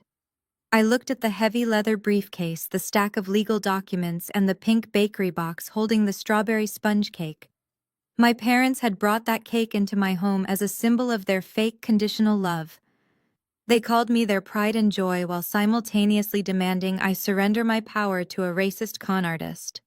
I reached out and rested my hand flat against the top of the pink cardboard box. I looked directly into my mother's eyes, holding her terrified gaze. And then with one swift, deliberate motion, I swept my arm across the granite countertop. The bakery box flew off the edge of the island and crashed heavily onto the hardwood floor. The cardboard burst open and the soft pink strawberry sponge cake splattered violently across the floorboards, the sweet artificial icing smearing into a messy, ruined pile. My mother let out a loud, shocked gasp, jumping backward as a piece of the cake hit her expensive shoes. "I do not want your dirty money, Trevor," I said, my voice dropping to a dangerously quiet whisper. "I do not want your fake family cake, Mother, and I absolutely do not care about your pathetic empty threats. You cannot blacklist me from an industry that is currently begging to pay me millions of dollars for the artifacts I legally own." I reached into the pocket of my trousers and pulled out my cell phone. I unlocked the screen and tapped directly into my audio files. "You see, Trevor?" I continued, never taking my eyes off his pale, sweating face. "You are so used to being the smartest person in the room that you completely underestimate everyone else around you. On the night of your dinner party, after you threw my receipt on the floor and my mother slapped my face, I walked out of your dining room. But I did not leave your mansion immediately. I stopped in the hallway to compose myself. And while I was standing there in the dark, I heard you talking to your wealthy investors after I left.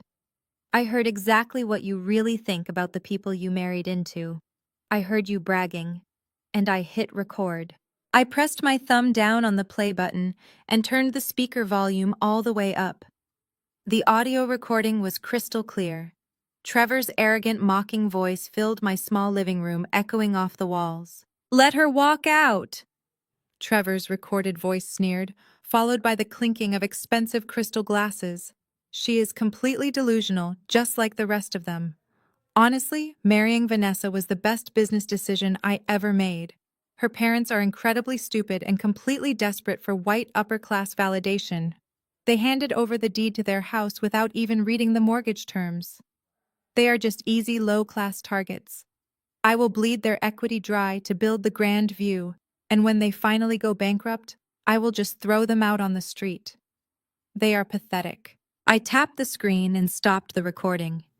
The silence that followed was the heaviest, most suffocating silence I had ever experienced. I looked at my father. His face had completely drained of all color, leaving him looking like a fragile, ghostly shell of a man. His hands were shaking violently at his sides. He turned his head slowly, staring at Trevor with a look of absolute broken devastation. My mother was completely paralyzed, staring at the crushed cake on the floor, her manipulative brain finally shattering under the weight of the undeniable truth. Trevor had not just stolen their home, he despised them. He thought they were low-class trash, and he had intentionally targeted them because of their race and their desperation for status. Trevor stood frozen, his mouth hanging slightly open, unable to formulate a single lie to cover the sound of his own recorded voice. The absolute worst part of his personality had just been exposed to the very people he had spent years manipulating. "Get out of my apartment," I said, my voice cold and hard as steel. "Get out right now before I call the police and have you all arrested for trespassing and attempted bribery." Trevor looked at me, his eyes wide with a final terrifying realization that he had completely lost. He slowly reached out, grabbed the handle of his leather briefcase, and turned toward the door. He stumbled slightly as he walked out, dragging his ruined life behind him. My father grabbed my mother's arm, pulling her toward the exit. She was openly sobbing now, completely humiliated and finally broken. They did not say a single word to me as they walked out of my life forever. The moment the front door clicked shut, I walked over to my laptop. I opened my email client and attached the massive encrypted file containing the FBI forensic reports, the verified 1930 Master Land Covenant, and the audio recording of Trevor's attempted bribery. I typed in the email addresses for the Federal Trade Commission, the Detroit City Planning Director, and the lead investigator for the Bank Fraud Division. I took a deep breath, feeling a profound sense of absolute liberation, and clicked send. The fallout was immediate and spectacular. The next morning, federal agents raided Trevor's corporate headquarters, confiscating every single computer server and filing cabinet in the building. Trevor was publicly led out of his own lobby in heavy silver handcuffs, his face plastered across every major news network in the state. He was indicted on 34 counts of massive commercial bank fraud, predatory lending, and forging legal documents. His $50 million company was instantly liquidated by the federal bankruptcy courts. Vanessa lost absolutely everything. The bank aggressively seized the massive luxury mansion, kicking her out onto the street, with nothing but 2 suitcases of clothes. Trevor immediately filed for divorce from his prison cell, completely abandoning her, to face the angry creditors entirely alone. Her wealthy friends blocked her phone number, and her thousands of social media followers completely turned against her, abandoning her fake luxury lifestyle the moment the money ran dry. She was forced to move into a tiny, run-down studio apartment, working a minimum-wage retail job just to survive. She had completely lost her white savior husband and her golden child status in the exact same week. My parents suffered the exact cruel fate Trevor had planned for them. The bank executed the default clause on the fraudulent mortgage, and they were formally evicted from the home they had lived in for 30 years. They had to pack their entire lives into cardboard boxes and move into a cramped, low-income apartment complex on the outskirts of the city. Their country club friends completely shunned them, refusing to associate with people whose son-in-law was a convicted federal felon. They had sacrificed their own daughter for a temporary illusion of wealth, and they ended up completely destitute. 1 year later, the cool evening air flowed through the beautifully restored Detroit Mutual Aid Society Jazz Museum. The massive brick warehouse had been completely transformed. The interior was a stunning tribute to the Black visionaries who had built it, filled with interactive historical exhibits, pristine archival galleries, and a beautiful live music lounge where local artists played the very same notes that had been locked in the vault for 7 decades.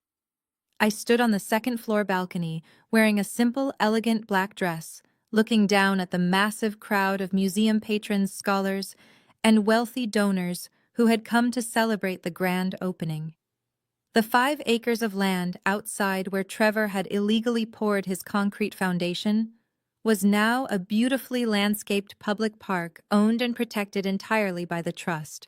I was holding a glass of sparkling water, listening to the smooth, vibrant sound of a jazz saxophone echoing through the high ceilings. Suddenly, my cell phone began to vibrate in my clutch purse. I pulled it out and looked at the screen. It was an unknown number. I normally ignored restricted calls, but tonight I felt a strange sense of absolute calm. I pressed accept and lifted the phone to my ear. Kira, a fragile, trembling voice whispered through the speaker. It was my mother. I could hear the sound of Vanessa crying softly in the background, and my father coughing a heavy, sick sound. Kira, please.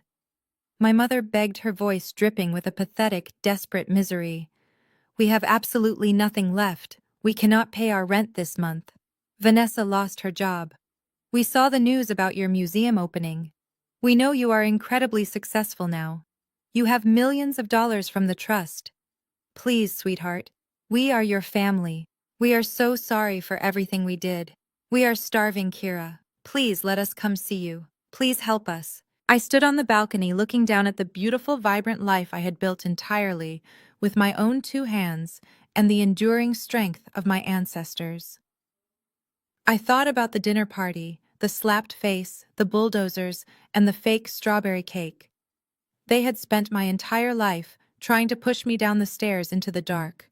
But all they did was push me directly into a fortress of absolute power. I took a slow sip of my sparkling water, savoring the cool, refreshing taste. I lowered the glass and brought the phone back to my lips.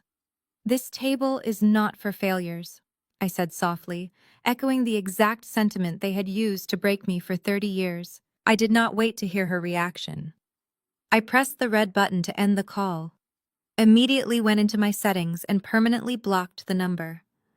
I slipped the phone back into my purse, turned around, and walked back down the stairs to join the beautiful music, completely leaving them behind in the dark where they belonged. The most profound lesson from this story is that true self-worth comes from your own actions, not from seeking validation from a toxic family that constantly diminishes you. Kira's journey teaches us that blood does not guarantee loyalty or respect.